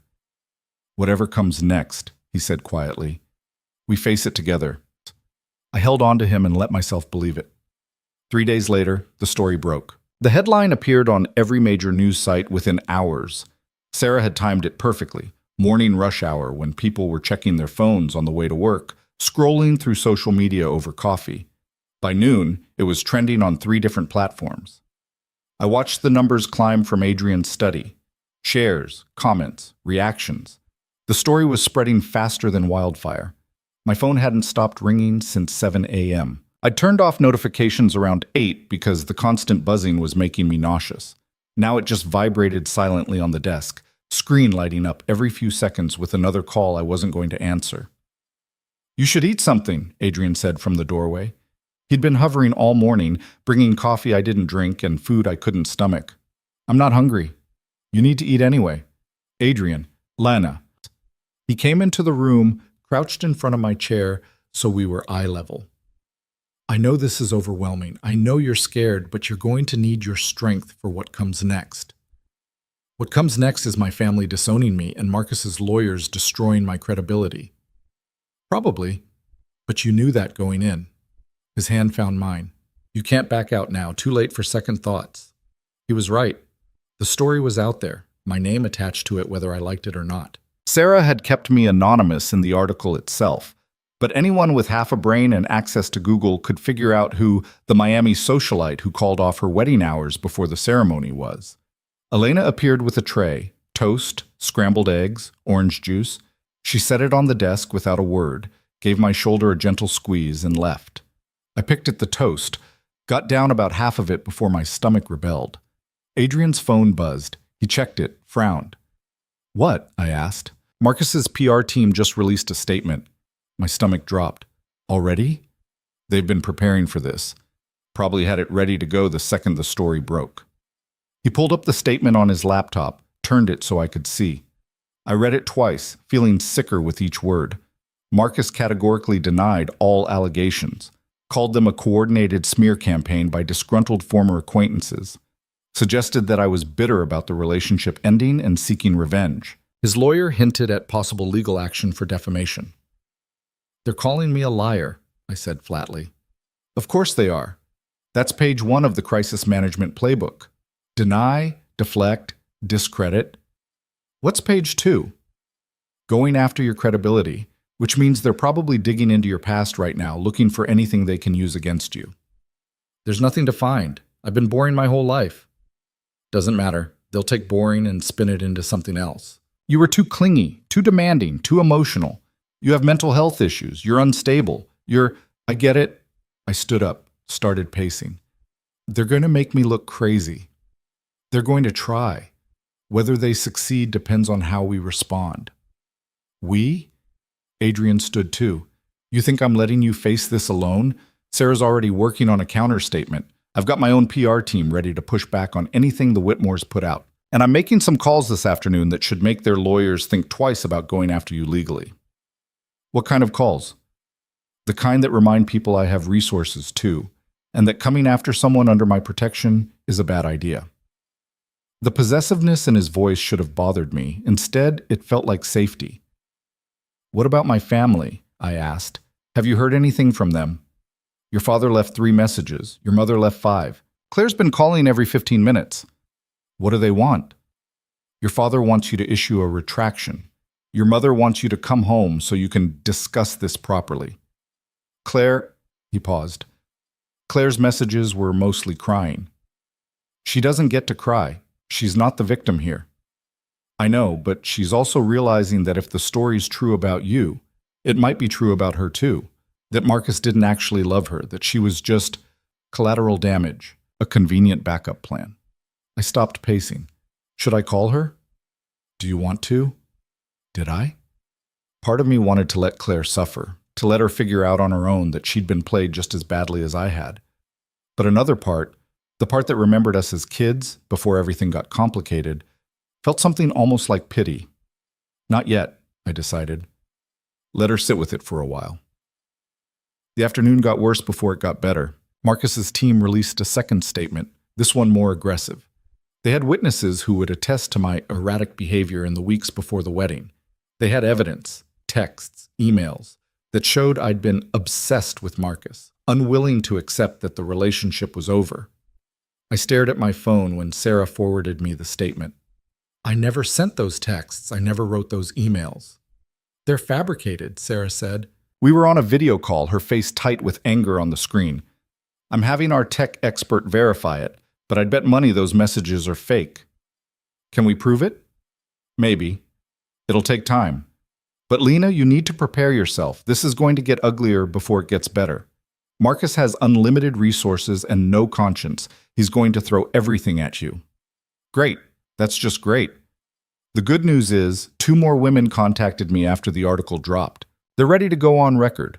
One of them has documentation, actual proof that Marcus targeted her for her family's business connections. That got my attention. What kind of proof? Emails, recordings of conversations. She was smart enough to save everything when she realized what he was doing. It corroborates everything we've been saying about his pattern of behavior. Will that be enough? Combined with the other testimonies? With your story? Yeah, I think it will be. Sarah leaned closer to her camera. But you need to stay strong. Don't respond to anything the Whitmores put out. Don't engage with anyone from your family until you're ready. And don't, under any circumstances, let them make you doubt yourself. After we hung up, I sat in the study feeling hollowed out. The weight of what I'd started was crushing.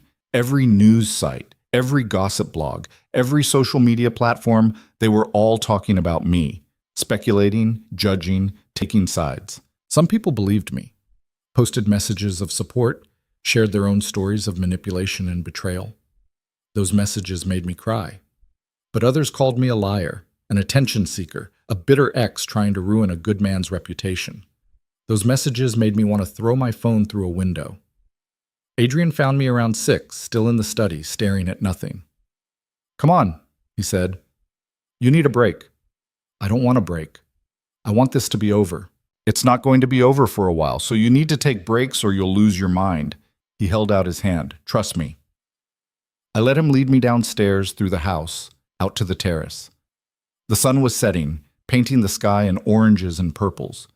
It was beautiful in a way that felt almost offensive given the ugliness of the day.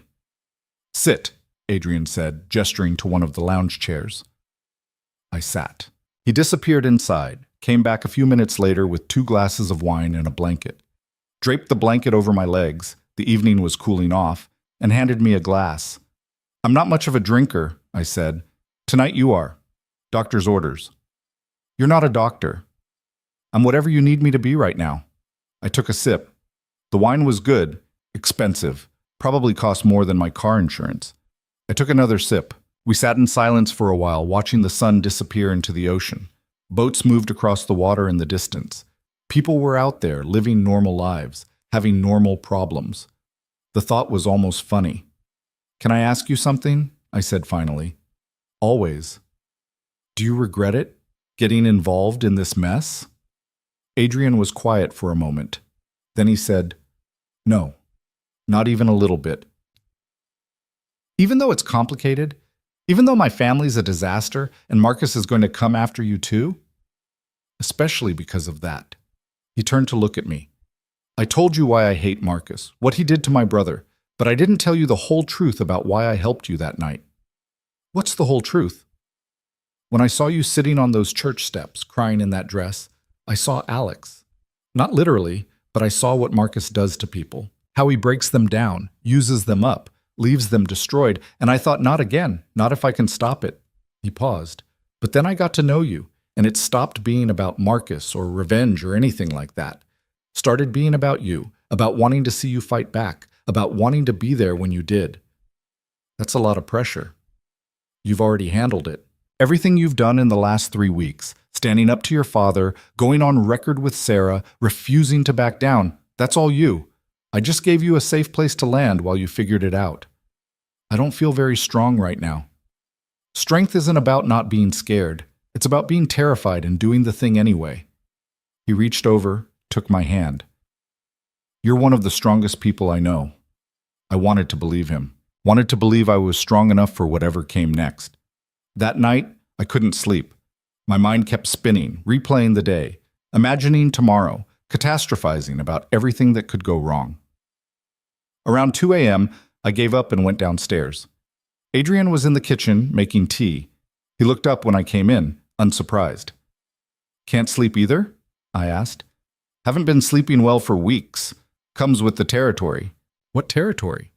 Watching someone you care about get torn apart in the media. He poured hot water into 2 mugs, added tea bags. It's harder than I expected. You've dealt with media stuff before. For myself, sure. But watching them come after you... He stopped, jaw tight. It's different. We took our tea to the living room, sat on opposite ends of the couch, not touching but close enough that I could feel his presence. Tell me about Alex, I said. Not the ending, the before. Adrian smiled, sad and fond. He was younger than me by 3 years. Annoying as hell when we were kids, always following me around, wanting to do whatever I was doing. But as we got older, we became real friends. He was the good one in the family, the one who saw the best in people, who believed in second chances, who thought everyone deserved kindness. Sounds like you loved him. I did. We all did. He was the heart of our family. Adrian stared into his tea. After he died, everything changed. My parents, they couldn't look at each other without seeing what they'd lost. They divorced within a year. My mom moved to Italy, couldn't stand to be in Miami anymore. My dad threw himself into work, barely spoke to me. The whole family just fractured. I'm sorry. Me too. But losing Alex taught me something, that the people who seem perfect, who seem too good for this world, they're the most vulnerable. Because people like Marcus see that goodness and they exploit it. They use it as a weakness. Alex wasn't weak. No, but he was trusting, and sometimes trust is its own kind of vulnerability. I thought about that. About how I'd trusted Marcus, trusted my family, trusted that people who said they loved me actually did. I don't know how to trust anymore, I said quietly. Yes, you do. You're trusting me right now. That's different. How? Because you've been honest from the start.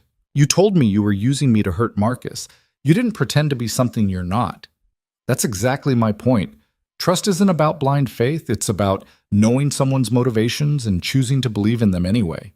You know why I helped you. You know what I want. And you're still here. He was right. I'd made a choice to trust Adrian, even knowing he had his own agenda.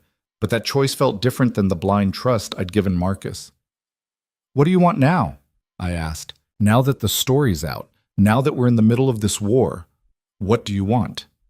Adrian set down his tea, looked at me with those gray eyes that saw too much. Honestly, I want Marcus to suffer. I want him to lose everything the way Alex lost everything. I want him to understand what it feels like. He paused. But I also want you to come out of this okay. And if I have to choose between those 2 things, between revenge and your well-being, I'll choose you every time. You don't have to choose. I want him to suffer too. Good. Then we're on the same team. He moved closer, not touching yet, just close enough that I could feel the warmth of him. Can I ask you something now? He said. Fair's fair. What do you want? After this is all over, after Marcus faces consequences or doesn't, after your family either comes around or doesn't, what do you actually want for yourself? I'd been so focused on surviving, on fighting back, on making it through each day that I hadn't thought about the after, about what came next. I want to feel safe, I said slowly. Not just physically safe, but safe to be myself. Safe to make my own choices. Safe to fail without it destroying me. What else? I want to help people. Other women who've been through what I've been through. I want them to know they're not alone, that it's not their fault, that they can survive this. You're already doing that, just by speaking up. I want to do more. Then you will. Adrian's hand found mine. What else? I looked at him. At this man who'd picked me up when I was broken, who'd given me space to heal, who'd been honest even when honesty was brutal. I want this, I said quietly. Whatever this is, I want to see where it goes. Even knowing it started with revenge? With me using you? You're not using me anymore. No, I'm not. He leaned in, close enough that I could see the flecks of silver in his eyes. I'm falling for you instead, which wasn't part of the plan. Feelings are messy. The messiest. He kissed me then. Soft at first, tentative, giving me space to pull away if I wanted. I didn't want to. I kissed him back, let the kiss deepen, let everything else fall away except this moment. We ended up in his bed again. But this time felt different. Less desperate, more intentional. Like we were choosing each other instead of just seeking comfort. Afterward, lying in the dark with Adrian's arm around me and his heartbeat steady under my ear, I felt something I hadn't felt in weeks. Peace. Morning came too soon. My phone started buzzing before the sun was fully up. I checked it reluctantly, expecting more hate messages or statement from Marcus's lawyers. Instead, I found a text from an unknown number. This is Jennifer Walsh from Sunrise, Florida. We'd still love to interview you. No pressure, but the offer stands. People want to hear your side of the story. I showed Adrian. He read it, handed the phone back. What are you thinking? He asked. I'm thinking if I don't control my own narrative, Marcus will control it for me. True, but TV is permanent. Once you're on camera, there's no taking it back. I know. I sat up, pulled the sheet around me. But maybe that's the point. Maybe I need to own this completely. Put my face to the story, own every word of it. You'll be giving up any remaining privacy. I don't have privacy anymore. The story's out. People are already speculating, digging into my past, making judgments. At least this way, I get to tell the truth on my own terms. Adrian studied me for a long moment. Then he nodded. Okay, let's do it. But on our conditions. You get editorial control, you get to review the footage before it airs, and Sarah and I are both there. You think they'll agree to that? For an exclusive with you? Yeah, they'll agree. I called Jennifer Walsh back. We negotiated for 20 minutes, but Adrian was right. She wanted the interview badly enough to give me control. We scheduled it for 3 days out, giving me time to prepare. Sarah came over that afternoon. We spent hours going over potential questions, crafting responses, figuring out exactly what I wanted to say and how I wanted to say it. Remember, Sarah coached, this isn't about attacking Marcus. It's about telling your truth. Be honest about what happened, how it made you feel, what you learned. Let the facts speak for themselves. What if I freeze up? What if I start crying on camera? Then you freeze up. Then you cry. You're human, Lena. You're allowed to have emotions about this. We practiced until my answers felt natural instead of rehearsed. Until I could talk about finding Marcus with Claire without my voice shaking. Until I could discuss the betrayal without falling apart. The day before the interview, I got a call from my mother. Lena, please, she said when I answered. We need to talk, in person. I don't think that's a good idea. I'm outside. I've been sitting in my car for 20 minutes trying to get the courage to ring the doorbell. I looked out the window. Sure enough, my mother's Mercedes was parked at the end of Adrian's driveway. Give me a minute, I said. I found Adrian in his study. My mother's here. She wants to talk. Want me to send her away? No, I need to deal with this. I took a breath a bit, but stay close, just in case. I'm not going anywhere. I met my mother at the front door. She looked smaller than I remembered, older, tired in a way that expensive moisturizer couldn't hide. Thank you for seeing me, she said. We went to the living room, sat in the same spots where Claire and I had sat, an ocean of distance between us. I saw the article, my mother said. About Marcus. About the other women. Everyone saw the article. Is it true? All of it? Yes. She closed her eyes. I'm so sorry. If I'd known. You did know. Maybe not the specifics, but you knew something was wrong. You knew Marcus was using me. You just didn't care because it benefited the family. That's not fair, Dad. It's completely fair. I leaned forward. Tell me the truth, Mom. Did you know about Claire and Marcus before the wedding? She flinched. I suspected. About a month before. I saw them together at the hotel, talking too close, and I suspected. But I didn't want to believe it, so I didn't ask questions. The admission hung between us. You knew, I said flatly. You knew my sister was sleeping with my fiancé, and you said nothing. I didn't know for sure. You suspected, which means you should have warned me, should have asked questions, should have protected me. My voice was rising. I didn't try to control it. You're my mother. You were supposed to protect me. I know, you're right. I failed you. Tears streamed down her face. I failed you for years, always putting your father's business first, always prioritizing appearances over your happiness.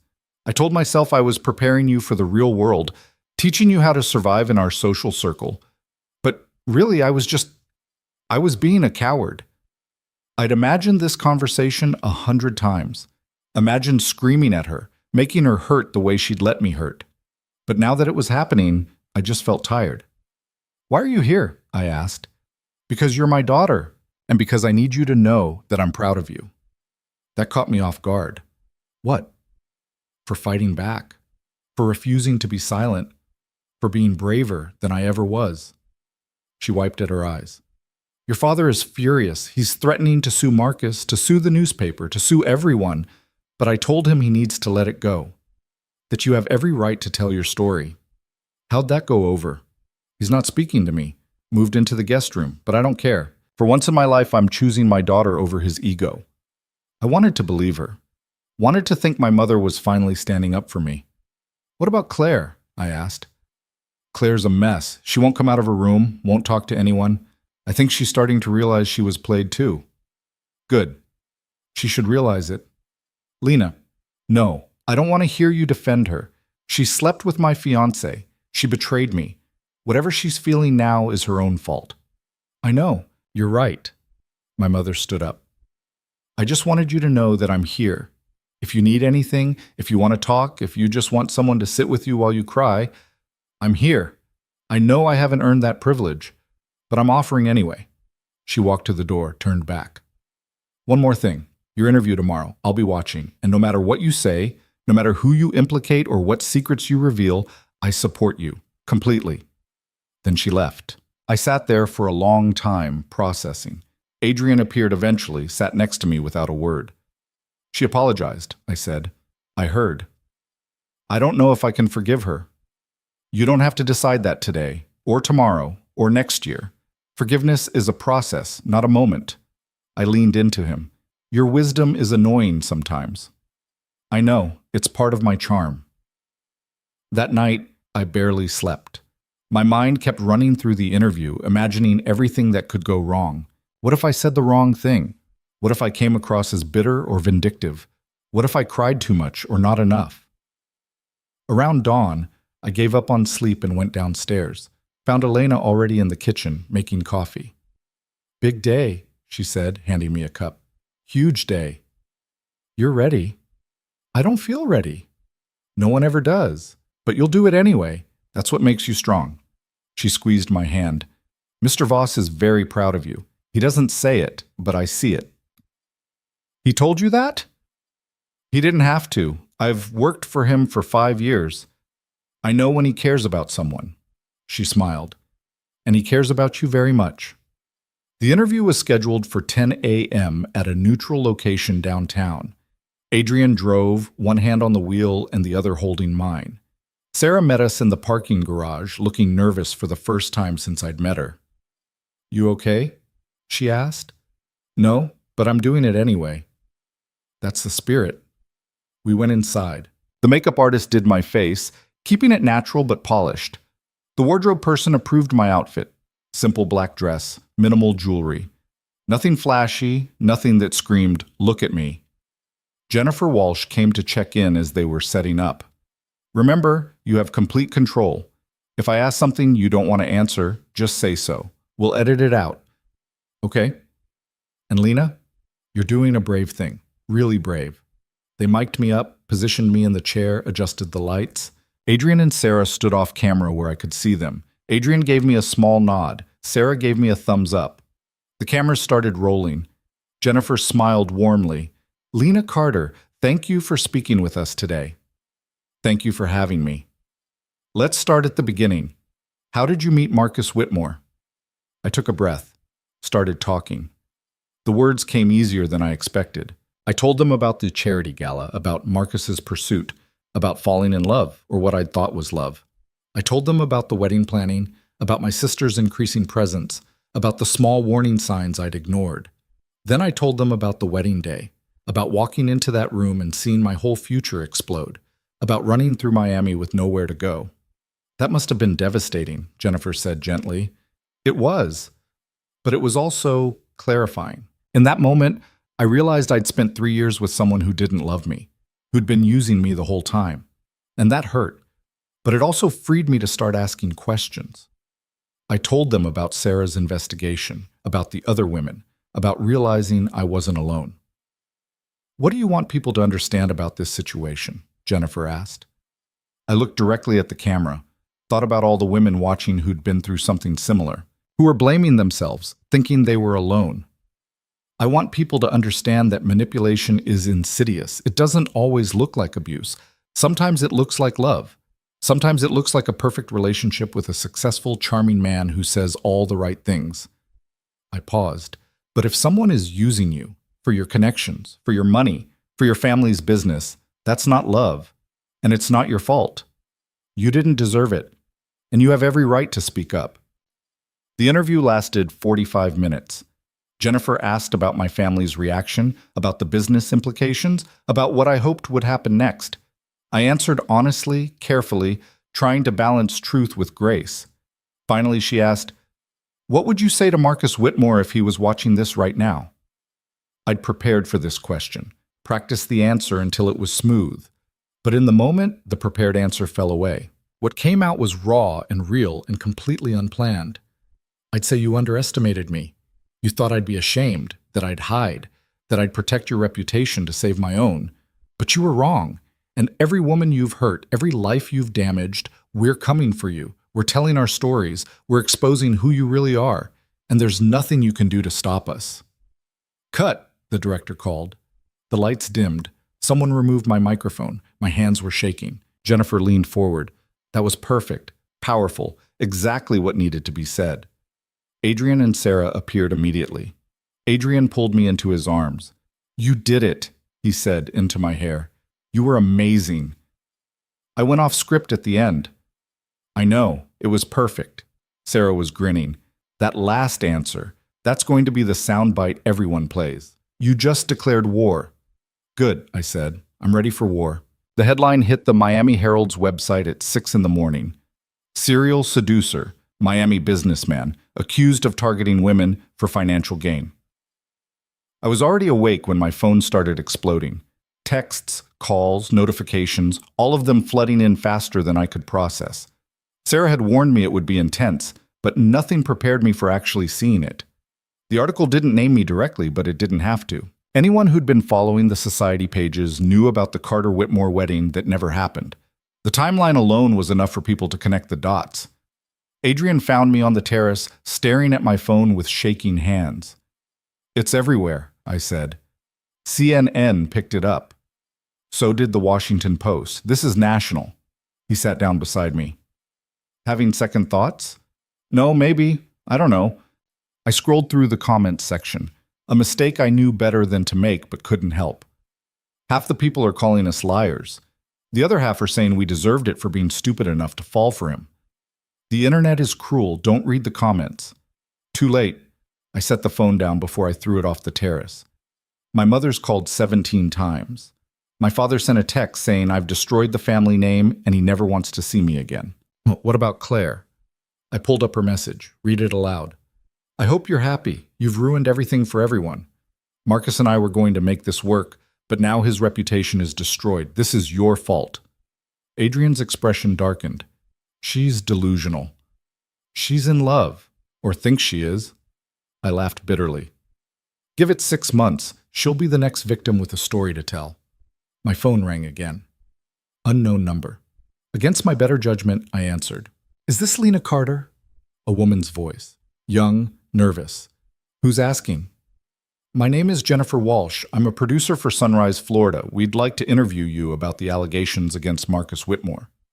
I'm not interested. We're prepared to offer complete editorial control.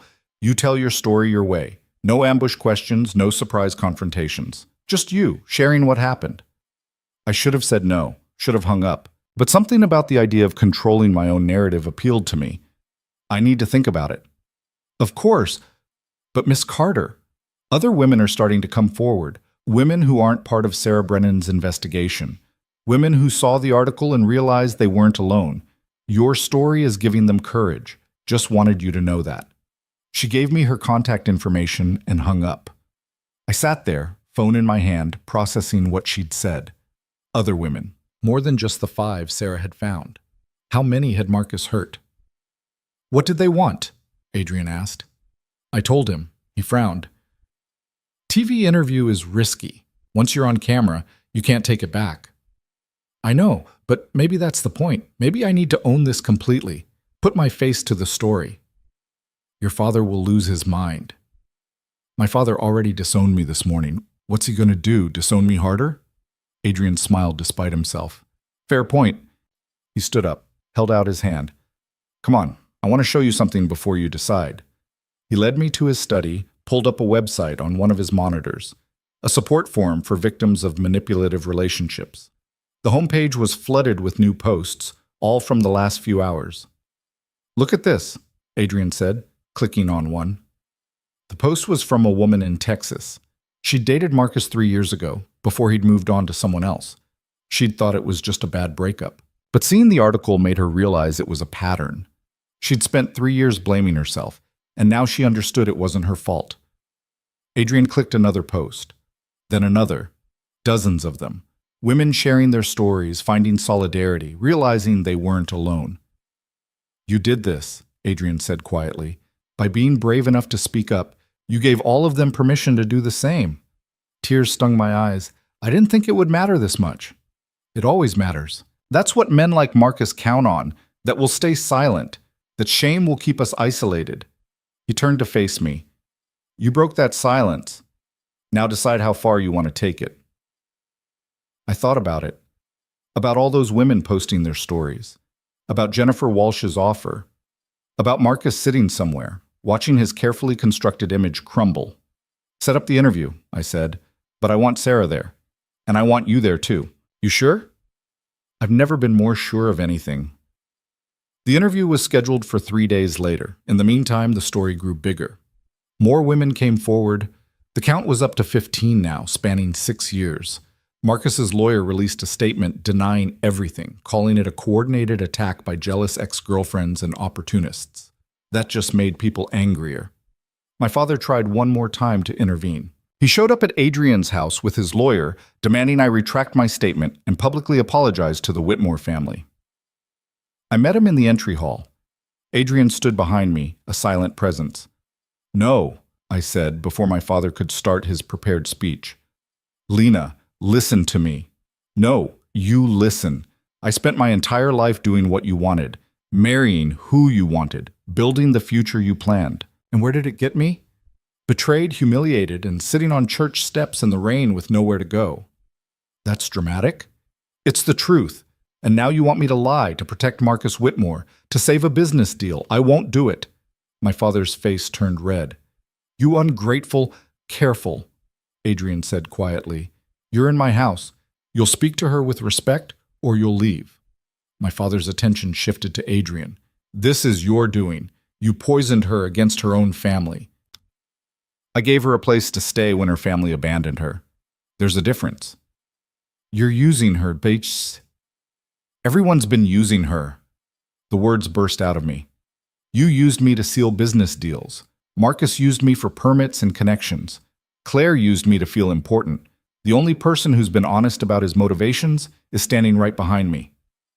My father stared at me like I'd slapped him. If you go through with this interview, you're no longer my daughter. Then I guess I'm not your daughter. The finality of it hung in the air. My father opened his mouth, closed it. His lawyer touched his arm, whispered something. Finally, my father turned and walked out. The door closed behind him. I waited for the sadness, the regret. It didn't come. Just relief. You okay? Adrian asked. Yeah, I really am. The day of the interview arrived too fast. I woke up with my stomach in knots, second-guessing everything. What if I froze on camera? What if I said the wrong thing? What if this made everything worse? Elena helped me get ready. She'd brought in a stylist who did my hair and makeup professionally, but not overdone. I wore a simple navy dress, Sarah's suggestion. Look credible, she'd said. Not like you're trying too hard. The interview was being filmed at a neutral location, a studio in downtown Miami. Adrian drove me there himself, both security guards following in a second car. Sarah met us in the parking garage. You ready? She asked. No, but let's do it anyway. The studio was smaller than I expected. Just one main set with 2 chairs facing each other, cameras positioned around them, lights that were too bright. Jennifer Walsh was already there, reviewing notes with her crew. She came over when she saw us. Mid-40s, professional but warm. Lena, thank you for doing this. I know it's not easy. Just stick to what we agreed on. Absolutely. You have complete control. If I ask anything you don't want to answer, just say so. We can edit it out.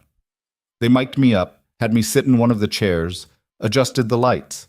Adrian and Sarah stood off to the side, just out of frame where I could see them. Jennifer settled into the other chair. Whenever you're ready. The cameras started rolling. Jennifer did a brief introduction for the viewers, then turned to me. Lena, thank you for speaking with us. Can you start by telling us how you met Marcus Whitmore?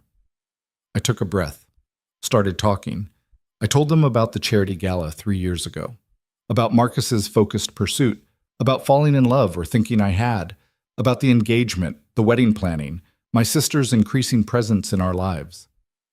And the day of your wedding, Jennifer prompted gently. Can you walk us through what happened? This was the hard part, the part I'd relived in nightmares for weeks. I went to the bridal suite at the hotel to check on something. I walked into the wrong room and found Marcus with my sister Claire. I stopped, swallowed. They were having sex in the bathroom of the suite where I was supposed to be getting ready to marry him. Jennifer's expression was compassionate. What did you do? I ran. I didn't know what else to do. I just ran. I told them about ending up on the church steps, about Adrian finding me. I was careful here, following Sarah's advice to keep Adrian's role factual without making him look like a savior or a manipulator. After that, Sarah Brennan contacted me, I continued. She told me about other women Marcus had targeted, about a pattern of behavior spanning years. And I realized I wasn't alone. How many women have come forward now? Jennifer asked. 15 that we know of, but I suspect there are more. What do you want people to understand about this situation?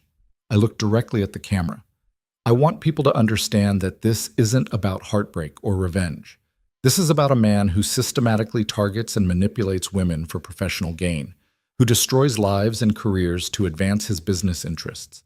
And I want other women who've been through this to know they're not alone. It wasn't your fault.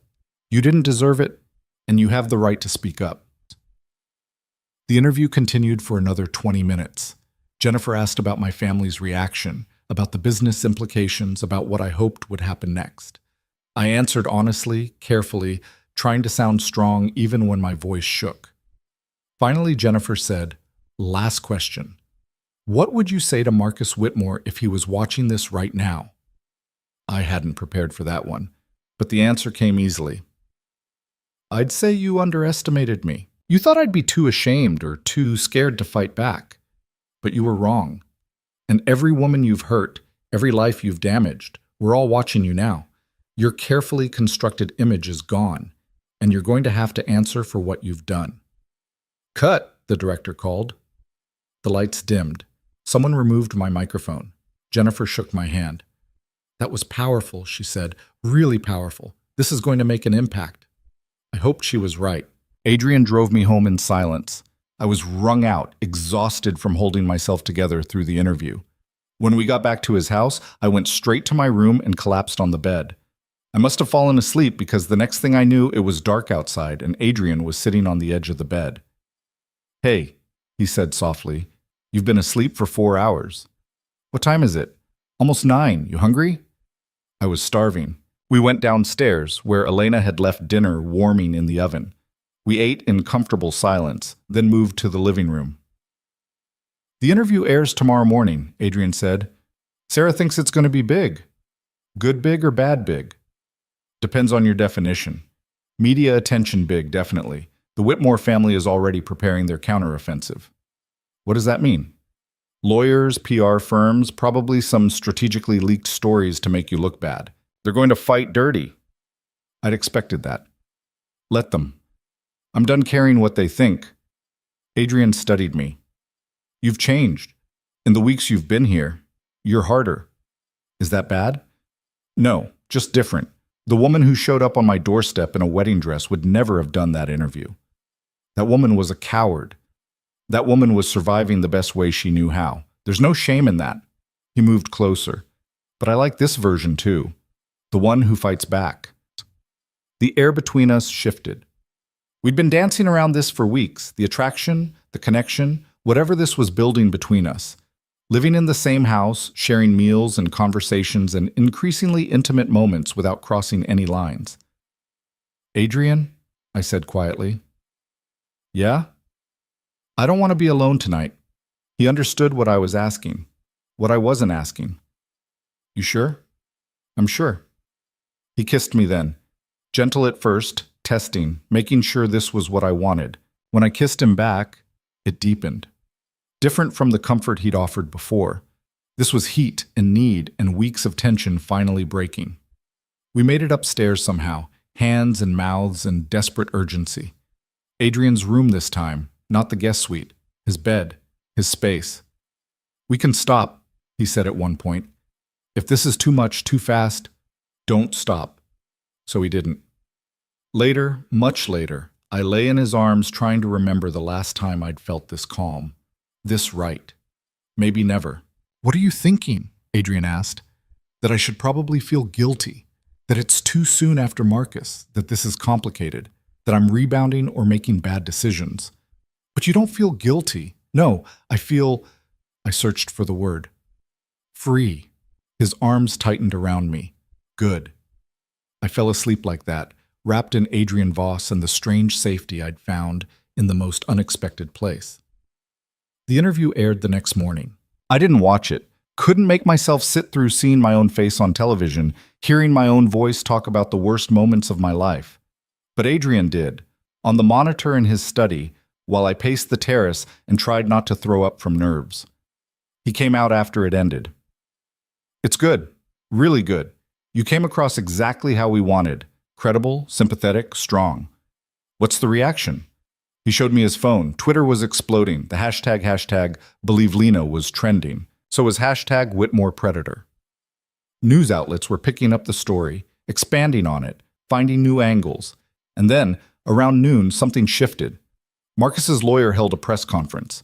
I watched it on Adrian's tablet, sick fascination keeping me glued to the screen. The lawyer was smooth, practiced. He called the allegations baseless, said Marcus was the victim of a coordinated smear campaign orchestrated by Adrian Voss, a known criminal with a grudge against the Whitmore family. He produced evidence, emails I'd allegedly sent Marcus after the wedding cancellation, begging him to take me back. "Those are fake," I said immediately. "I never sent those." "I know," Adrian said grimly, "but proving they're fake will take time. In the meantime, they're muddying the water." The lawyer continued. He had a psychologist ready to testify that I showed signs of emotional instability and vindictiveness. He had witnesses who would swear I'd pursued Marcus aggressively, not the other way around. He painted a picture of a jealous, unstable woman seeking revenge. It was masterful. Horrible, but masterful. By evening, the narrative had split. Half the internet still believed me. The other half thought I was exactly what Marcus's lawyer described. This is what I was afraid of, Sarah said when she called.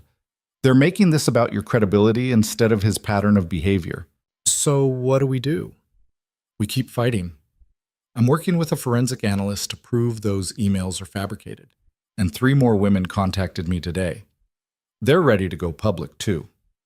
3 more? Marcus is panicking. He's making mistakes, pushing too hard on the counter-narrative. That's when people slip up. I wanted to believe her, wanted to believe truth would win. That night, I got a call from an unknown number. I almost didn't answer, but something made me pick up. Lena Carter? A man's voice. Familiar, but I couldn't place it. Who is this? Someone who knows the truth about Marcus Whitmore. Meet me tomorrow. Bayfront Park, noon. Come alone. I'm not going anywhere alone. Then you'll never get the evidence you need to destroy him. Your choice. He hung up. I stared at the phone. Adrian was in the shower. I should tell him about this. Should definitely not consider going to meet a mysterious stranger. But what if this person really had evidence? What if this was the break we needed? I made a decision I probably shouldn't have. I texted the number back. I'll be there. The response came immediately. Smart. Don't tell Adrian Voss. If he shows up, I disappear. I deleted the messages. Felt guilty about it. But I'd made my choice. The next morning, I told Adrian I needed to go shopping. Pick up some of my own clothes, personal items. He offered to come with me. I said I needed to do this alone, needed to feel normal for a few hours. He looked skeptical, but didn't argue. Take Marcus with you. Your driver? And bodyguard. Non-negotiable. I agreed, figured I could lose him once I got to the park. Marcus dropped me at the mall. I went inside, walked through to the other entrance, caught an Uber to Bayfront Park. Easy. The park was busy with lunch crowds and tourists.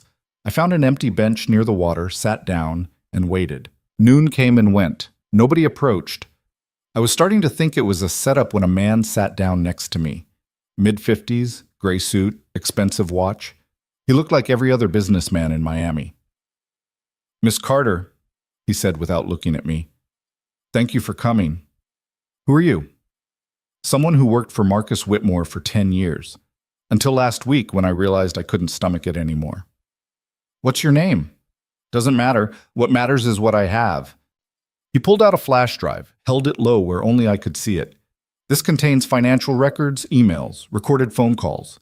Everything you need to prove Marcus's pattern of targeting women for business gain, including proof that he fabricated those emails his lawyer showed yesterday. My heart raced. Why are you giving this to me? Because I have a daughter your age. And watching what Marcus did to you, what his family is doing to you now, I couldn't stand by anymore. He set the flash drive on the bench between us. There's enough here to get him arrested, fraud, extortion, possibly more. But you need to get it to the right people. Sarah Brennan, the state attorney's office, someone who can act on it. Why not go to them yourself? Because I signed NDAs. I violate them. I lose everything. But if someone else finds this evidence and brings it to light, he shrugged. I'm just a former employee who had no idea what was happening. He stood up. One more thing. Marcus knows you're here. He's had someone following you since the interview aired. You've got maybe 5 minutes before they find you. What? But he was already walking away, disappearing into the crowd. I grabbed the flash drive, shoved it in my pocket, and started moving. Tried to look casual while scanning the area for anyone watching me. That's when I saw them. 2 men in dark suits moving through the crowd with purpose, looking for someone, looking for me. I turned and ran. I dodged through the crowd, heart hammering, the flash drive burning a hole in my pocket. Behind me, I could hear shouting. The 2 men were gaining. I cut through a group of tourists taking photos, nearly knocked over a woman with a stroller, muttered an apology I didn't have time to mean. The park exit was ahead, but they'd catch me before I made it to the street. Then a hand grabbed my arm and yanked me sideways into a cluster of palm trees. Adrian, what the hell are you doing here? I gasped. Saving your ass, again. He pulled me close, shielding me with his body as the 2 men ran past, scanning the crowd. You really think I wouldn't notice you ditching my driver? I had to... Later. Move. He guided me through the trees to a service entrance I hadn't known existed. A black SUV was waiting, engine running. We climbed in and the driver pulled away before the door was even closed. I slumped against the seat, trying to catch my breath. Adrian was staring at me with an expression somewhere between fury and relief. "What the hell were you thinking?" he demanded. "Going off alone after everything?" "I got evidence." I pulled out the flash drive. "Marcus's former employee. He said this has everything. Financial records, emails, proof the documents his lawyer showed were fabricated." Adrian's anger shifted to something else. He took the flash drive carefully, like it might explode. "Who gave you this?" He wouldn't say his name, just said he worked for Marcus for 10 years and couldn't stomach it anymore. Could be a trap. Or it could be exactly what we need. Adrian pulled out his phone, made a call. "Sarah, I need you at my place in 20 minutes. We've got something." He hung up, then made another call. "David, I'm sending you a flash drive. I need it analyzed for viruses, malware, anything suspicious. Then I need everything on it backed up to 3 separate secure locations. I'm serious. This thing doesn't leave your sight until it's done." He gave the driver an address, then turned back to me. "If this is real, if it's what he says it is, this changes everything. And if it's fake, then we're right back where we were yesterday, but at least we'll know." We drove in silence for a few minutes. Then Adrian said more quietly, "You scared the hell out of me. When Marcus called and said you'd disappeared, I'm sorry. I didn't mean to worry you. You could have been hurt or taken. Marcus is desperate, Lena. Desperate people do stupid, dangerous things.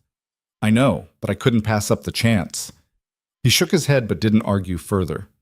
We pulled up to a building in the financial district, went inside to what looked like a high-security tech firm. Adrian's friend David met us in the lobby, young, brilliant-looking, with the kind of focused energy that suggested he lived on coffee and code.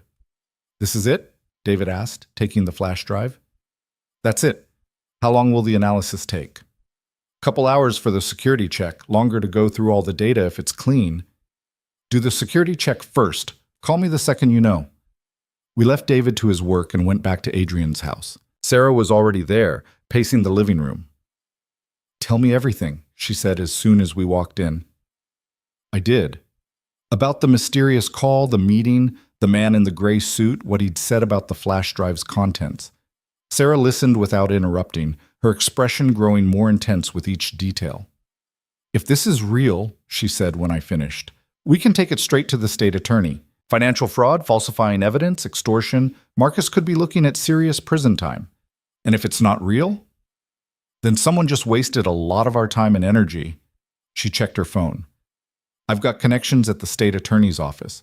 Good people who will move fast if the evidence is solid. But they'll need to verify everything independently." Adrian's phone rang. "David." "Talk to me," Adrian said, putting it on speaker. "It's clean. No viruses, no tracking software, nothing malicious, just data. A lot of data." "What kind of data?" "Financial records going back 6 years, email archives, recorded phone conversations. Looks like this guy was recording meetings without anyone knowing. Transaction records linking shell companies to Whitmore Investments. And..." David paused. "There's a file labeled Carter Wedding. You're going to want to see this." My stomach dropped. "What's in it?" "Internal emails between Marcus Whitmore and his father. They're discussing the marriage as a business transaction. There's a projected timeline for acquiring your father's permits, a breakdown of expected profits, contingency plans if you refuse to go through with it." David's voice was grim. "They had a backup plan involving your sister from the beginning. If you balked at the marriage, they were going to pivot to Claire." The room spun. "What?" "It's all here. Emails, strategy documents, everything. This wasn't just Marcus being a cheating bastard. This was calculated from day one." I sat down hard. Adrian's hand found my shoulder, steadying. "Send everything to my secure server," Adrian told David. "Then make those backups. I want copies in 3 different locations by tonight." "Already on it." He hung up. Sarah was staring at me with something like horror. "They plan to use your sister as a backup," she said slowly. "If you didn't work out, Claire was already being positioned to seduce Marcus, to fall in love with him, to give them the same access." I laughed, sharp and bitter. "She thought she won, thought she stole him from me. But she was part of the plan all along." "Do you want to tell her?" Adrian asked carefully. Did I? Part of me wanted Claire to know how thoroughly she'd been played. But another part, the part that remembered us as kids before competition and jealousy ruined everything, just felt sad for her. "Not yet," I said. "Let her figure it out on her own." Sarah pulled out her laptop. "I'm calling Assistant State Attorney Mitchell. She's been sympathetic to our case but needed more evidence. This should be enough." She made the call, spoke in low, urgent tones for several minutes. When she hung up, she was smiling. "She wants to meet, tonight. She's bringing her investigative team." Everything moved fast after that. David delivered the backed up files personally. Sarah arrived with her own evidence, her witness statements, everything she'd been building for 3 years. Assistant State Attorney Karen Mitchell showed up with 3 investigators and a prosecutor who specialized in white-collar crime. They spread out across Adrian's dining room table, laptops and documents covering every surface. I watched them work, these people who were finally taking this seriously, and felt something I hadn't felt in weeks. Hope. Around midnight, Mitchell looked up from her computer. "We've got enough to get warrants, multiple warrants. I'm calling a judge now." "What happens after the warrants?" I asked. "We execute them, simultaneously. Whitmore Investments, Marcus's home, his father's office. We seize computers, financial records, everything. And if what's on this drive is accurate, and my preliminary review says it is, we'll have enough for arrests by tomorrow afternoon." Tomorrow afternoon. Less than 24 hours and Marcus Whitmore could be in custody. Mitchell made her calls. One of the investigators printed documents, prepared briefing materials. The prosecutor reviewed statutes, building the case that would go before a grand jury. Sarah squeezed my hand. "We did it. We actually did it." "It's not over yet." "No, but we're close." Mitchell and her team left around 2 in the morning, taking copies of everything. Sarah followed shortly after, promising to call as soon as she heard anything. Then it was just me and Adrian, sitting in his living room, surrounded by the debris of the evening's work. "You should get some sleep," he said. "I'm too wired." "Me too." We sat in silence for a while. Then Adrian said, "What happens after? After Marcus is arrested, after the trial, after all of this is over?" "I don't know. I haven't thought that far ahead." "You should. You'll need to rebuild. Figure out what you want your life to look like." "What do you want your life to look like?" I asked. He was quiet for a long moment. "For 3 years, all I wanted was revenge. To hurt Marcus the way he hurt my family. To make him pay for what happened to Alex." He looked at me. But somewhere along the way, that stopped being enough. Started wanting something else. "What?" "This. You. A future that isn't built on anger and revenge." My heart did something complicated in my chest. "Adrian, you don't have to say anything. I just wanted you to know. Whatever happens next, whatever you decide, I'm not going anywhere unless you tell me to." I kissed him. Not the desperate, urgent kissing from before. Something softer, more certain. "I'm not telling you to go anywhere," I said against his mouth. We made it upstairs eventually. Fell asleep, tangled together, my head on his chest, his heartbeat steady under my ear. I woke to sunlight and the sound of my phone ringing. Sarah. "Turn on the news," she said without preamble. I fumbled for the remote, turned on the TV. Every channel was showing the same thing, footage of federal agents entering Whitmore Investments, Marcus being led out in handcuffs. His father, also in handcuffs, shouting at reporters. The headline scrolling across the bottom. "Whitmore father and son arrested on fraud and extortion charges." "Oh my God," I breathed. "Mitchell moved fast," Sarah said. "Warrants were executed at 6 this morning. They've arrested Marcus, his father, and 3 other executives. There's a press conference at 9. Adrian appeared in the doorway, already dressed. He saw the TV and smiled. Actually smiled. Something fierce and satisfied. "It's really happening," I said. "It's really happening," Sarah confirmed. "I'll call you after the press conference." I hung up and just stared at the screen. Marcus in handcuffs. Marcus, who'd controlled and manipulated and destroyed so many lives, finally facing consequences. My phone started ringing again. This time, my mother. I almost didn't answer, but curiosity won out. "Lena?" Her voice was shaking. "Have you seen the news?" "I have." I don't understand. Marcus is arrested? Your father is talking to lawyers, but nobody knows what's happening." What's happening is Marcus Whitmore is a criminal, and he's finally being held accountable. But the wedding, the business deal? There's no business deal, Mom. There never was. Just Marcus using our family to commit fraud. She was silent for a long moment, then quietly, I'm sorry. The apology caught me off guard. What? I'm sorry for not believing you, for pushing you toward a marriage that would have destroyed you, for choosing business over my own daughter. Her voice broke. I've been a terrible mother. I didn't know what to say to that. Part of me wanted to agree, to list all the ways she'd failed me. But another part, the part that remembered her braiding my hair when I was little, teaching me to bake cookies, defending me when I got in trouble at school, just felt tired. Yeah, I said finally. You have been. Can you forgive me? I don't know. Maybe someday, but not today. That's fair. She took a shaky breath. Your father wants to talk to you about reconciling, about, I'm not interested in anything Dad has to say. Lena, he chose business over me every single time. He was willing to let Marcus use me, hurt me, destroy me, as long as it benefited his company. I don't forgive that. I won't forgive that. He's still your father. Biologically, sure, but that's all he is. He stopped being my dad the day he told me to go back to Marcus. I hung up before she could respond. Felt bad about it for approximately 3 seconds. Adrian handed me coffee. Your mom? Apologizing, kind of, in her own limited way. You going to reconcile? With her maybe, eventually, with my father? I shook my head. Some things you don't come back from. The press conference started at 9. Assistant State Attorney Mitchell stood at a podium, flanked by investigators and the prosecutor. This morning, in coordination with federal authorities, we executed warrants at multiple locations connected to Whitmore Investments. As a result, Marcus Whitmore, Richard Whitmore, and 3 other executives have been arrested on charges including fraud, extortion, falsification of evidence, and conspiracy to commit wire fraud. She detailed the charges, the evidence, the scope of the investigation. Then she said something that made my breath catch. This case came to our attention through the brave actions of multiple women who came forward to report Mr. Whitmore's pattern of predatory behavior. These women showed tremendous courage in the face of significant pressure to stay silent.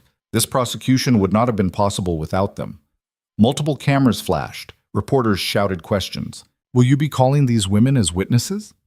If the case goes to trial, yes, but we're hopeful we can secure a plea agreement before that becomes necessary. What about the other allegations? The romantic manipulation? Those aspects fall outside criminal prosecution but will be relevant to establishing pattern of behavior. Mr. Whitmore systematically targeted women from wealthy or influential families, cultivated romantic relationships under false pretenses, and used those relationships to gain business advantages. While some of that behavior isn't technically illegal, it demonstrates the calculated nature of his crimes. The press conference continued, but I stopped listening. It was real. Actually, officially, legally real. My phone exploded with notifications. Messages from the other women, Rebecca, the others who'd come forward, messages from reporters requesting interviews, messages from people I hadn't heard from in years, some supportive, some just nosy. One message stood out. From Claire. I need to talk to you, please. I showed Adrian. He read it and raised an eyebrow. You gonna respond? I don't know. Part of me wants to let her twist in the wind, but she's your sister. Unfortunately. I thought about it. About Claire, who'd spent our whole lives competing with me, who'd thought she'd won by stealing Marcus, who had no idea she'd been a pawn in someone else's game. Come to Adrian's house, 2 p.m. Come alone. Her response was immediate. Thank you. Claire showed up exactly at 2, driving a car I didn't recognize. She looked terrible. No makeup, hair pulled back messily, wearing yoga pants and an oversized sweatshirt. Not the polished, put-together Claire I'd known my whole life. Adrian let her in but stayed close, protective. Can we talk alone? Claire asked, eyes on me. Anything you want to say, you can say in front of Adrian. She flinched but nodded. We sat in the living room, an ocean of space between us on opposite couches. I saw the news, Claire said, about Marcus, the arrests. Everyone saw the news. I didn't know about any of it. The fraud, the other women, Her voice broke. I thought he loved me. He didn't love either of us. We were both just tools. But you got out. You saw through it. I was so stupid. You weren't stupid. You were manipulated. There's a difference. Claire looked up, surprised. You're defending me? I'm stating facts. Marcus Whitmore is a sociopath who destroyed a lot of lives. You were one of his victims too, even if you don't want to admit it. I slept with your fiancé. Yeah, you did, and I'm still furious about that. But I also know now that it wasn't random. They planned it. Marcus and his father, they had contingency plans involving you from the beginning. If I didn't work out, you were the backup. Claire's face went white. What? I pulled out my laptop, opened the file David had sent, showed her the emails, watched her read her own name in Marcus's correspondence, discussed like a commodity, a useful asset, Plan B. Oh my God, she whispered. He never loved you, Claire. He was using you the same way he used me. The only difference is I found out before the wedding and you found out now. She started crying, real ugly sobs that shook her whole body. I watched, waiting to feel satisfaction, waiting to enjoy her pain. Instead, I just felt tired. I'm sorry, Claire gasped out between sobs. I'm so sorry. I was jealous and petty, and I wanted what you had, and I didn't care who I hurt. And now I've lost everything, and I deserve it, but I'm still sorry. Yeah, you do deserve it. I know. But I'm going to tell you something anyway, because you're my sister, and apparently I'm not as vindictive as I thought. I leaned forward. This doesn't define you. What Marcus did, what you did, all of it, it doesn't have to be the end of your story. You can rebuild. Figure out who you are without comparing yourself to me, without needing to compete or win or prove anything. How? Therapy would be a good start, and maybe actually facing consequences instead of running away from them. Claire wiped her eyes. Are you going to forgive me? Someday. Maybe. But not today. Today you get to sit with what you did and figure out how to be better. That's fair. She stood up. Thank you for talking to me, for not just destroying me. I'm not like Marcus. I don't destroy people for fun. After Claire left, Adrian pulled me into his arms. That was big of you. She's still my sister, unfortunately. You think you'll actually forgive her? Probably. In like 5 years, after extensive therapy for both of us. I leaned into him.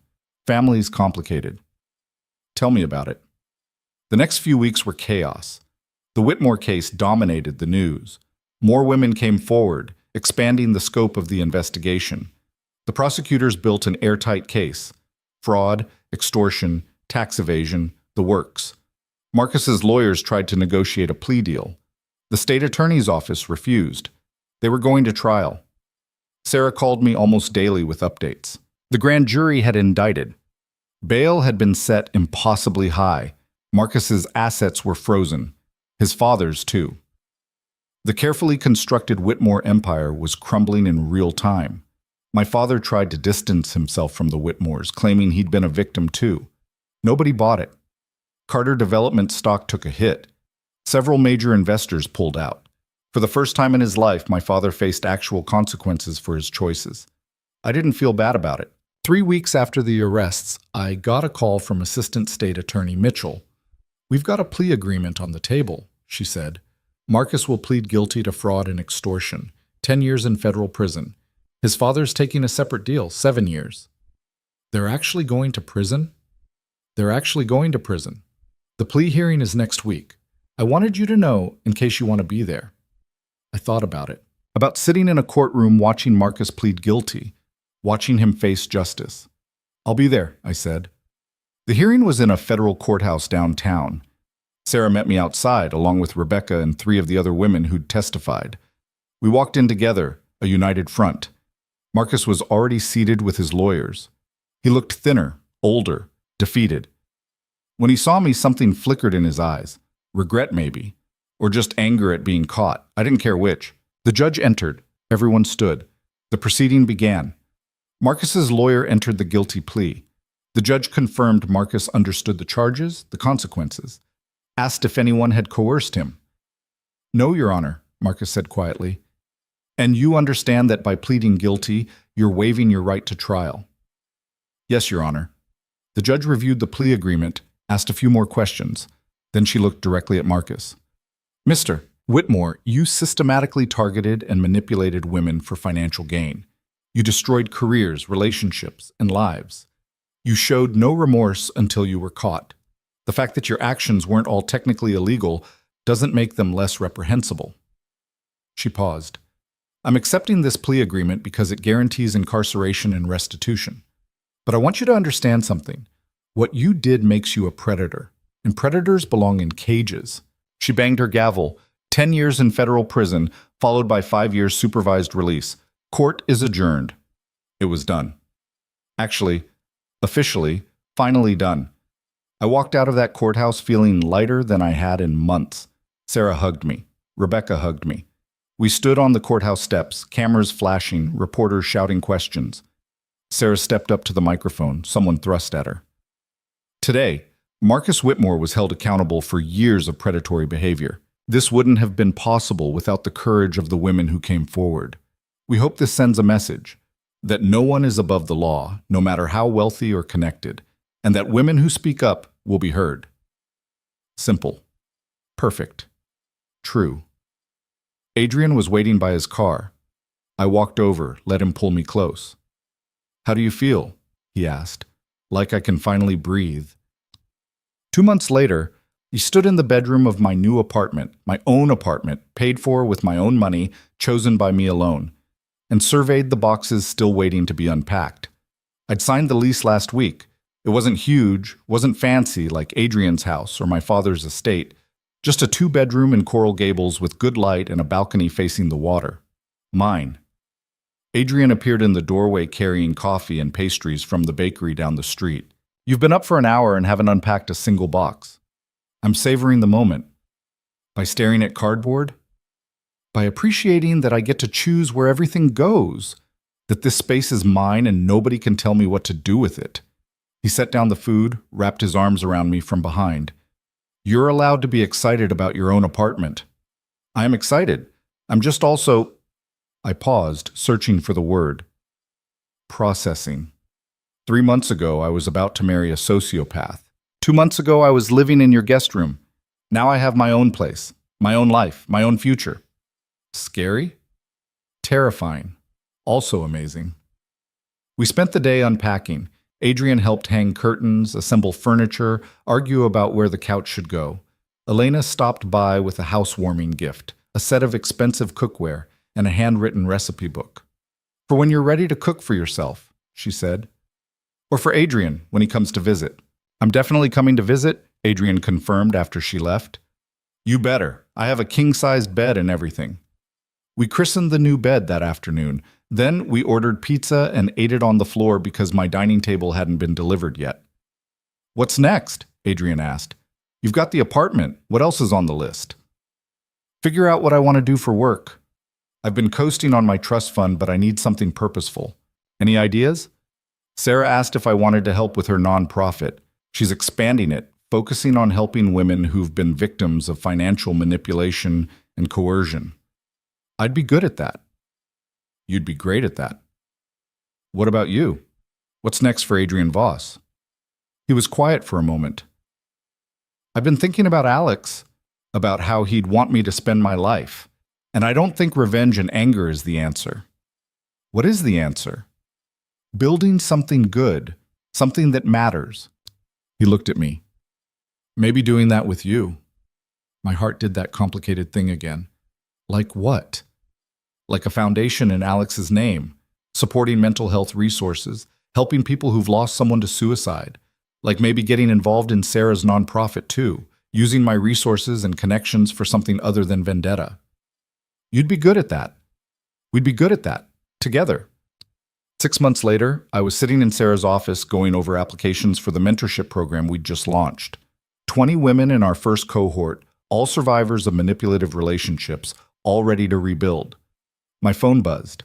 A text from my mother. Your father wants to have dinner, to apologize properly. I know you're not ready, but I wanted to ask. I stared at that message for a long time. My father had tried reaching out several times over the past months. I'd ignored most of it, but maybe it was time. Maybe.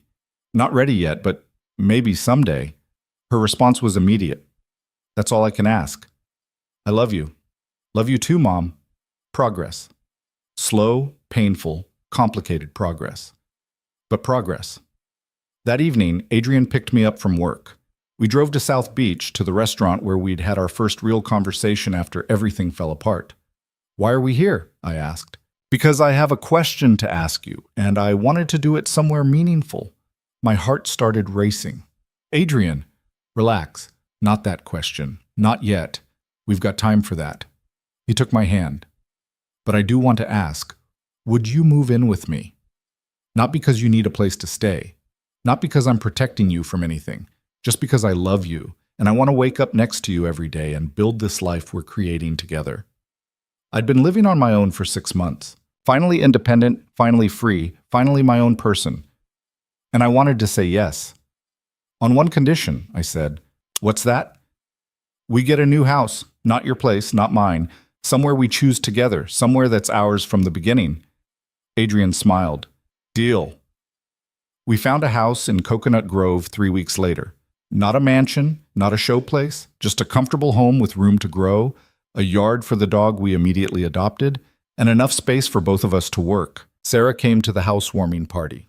So did Rebecca and the other women from the support group.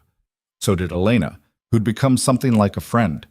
So did David and Adrian's security team and a dozen other people who'd become our chosen family. My mother came too, without my father. We were working on rebuilding our relationship, slowly. Some wounds healed, some didn't. We were learning to live with both. Claire didn't come. We talked a few times, careful conversations that never went too deep. She was in therapy, working through her own issues. Maybe someday we'd be close again. Maybe not. I'd made peace with both possibilities. That night, after everyone left, Adrian and I sat on our back porch watching the sunset. You happy? He asked. Yeah, I really am. Even with everything that happened? Everything you lost? I didn't lose anything that mattered. I lost a fake fiancé who never loved me. I lost a relationship with a father who only valued me as a business asset. I lost a life that was killing me slowly. I leaned into him. But I found myself, found what I'm capable of, found you, found a purpose. That's not losing. That's winning. I love you, Adrian said. I love you too. A year after that, almost to the day since I'd sat on those cathedral steps in a ruined wedding dress, Adrian proposed for real. Not at sunset on a beach with a ring that cost a fortune. In our kitchen, wearing sweatpants, with a ring he'd designed himself that fit perfectly. I said yes without hesitation. We got married 6 months later. Small ceremony, just the people who mattered. Sarah was my maid of honor. Rebecca and the other women from the support group were bridesmaids. My mother came. My father didn't. I didn't miss him. Claire sent a card. We'd graduated to cards. It was something. The ceremony was nothing like the wedding I'd almost had. No 300 guests, no $60,000 in flowers, no business implications. Just me and Adrian and the people we loved, promising each other a future built on honesty and choice and actual love. Standing at the altar, a simple arch of flowers in Sarah's backyard, I thought about the woman I'd been a year and a half ago, the one who'd thought she knew what love was, who'd been willing to sacrifice herself for family and duty and other people's expectations. I didn't miss her, but I was grateful to her, because she'd been brave enough to run when she saw the truth, brave enough to accept help from a stranger, brave enough to fight back when fighting seemed impossible. She'd saved herself, and in doing that, she'd found everything that mattered. Adrian squeezed my hand. The officiant asked if I took him to be my husband. I do, I said. And this time, I meant it. 5 years later, we're still building. The foundation in Alex's name has helped hundreds of people. Sarah's nonprofit has expanded to 3 states. I run programs helping women rebuild after financial abuse. Adrian's fully invested in legitimate business, using his resources to create opportunities instead of destroy them. My mother and I have coffee every other week. It's not perfect, but it's real. My father reached out once, about a year ago. I ignored it. Some bridges stay burned. Claire got married last month. To someone decent, someone kind. I went to the wedding. We're not close, probably never will be. But we're civil. Sometimes that's enough. Marcus is in federal prison. He'll be there for another 7 years. I don't think about him much anymore. He doesn't deserve the space in my head. What started as the worst day of my life, finding my fiancé with my sister, losing everything I thought I wanted, turned into the best thing that ever happened to me. Because it forced me to choose myself, to fight for myself, to build a life on my own terms. I learned that freedom is worth more than security, that being loved for who you are beats being valued for what you're worth, that sometimes the scariest thing, walking away from everything familiar, is also the bravest. And I learned that sometimes the person who finds you at your lowest point, when you're sitting on church steps in the rain with nowhere else to go, turns out to be exactly the person you needed all along.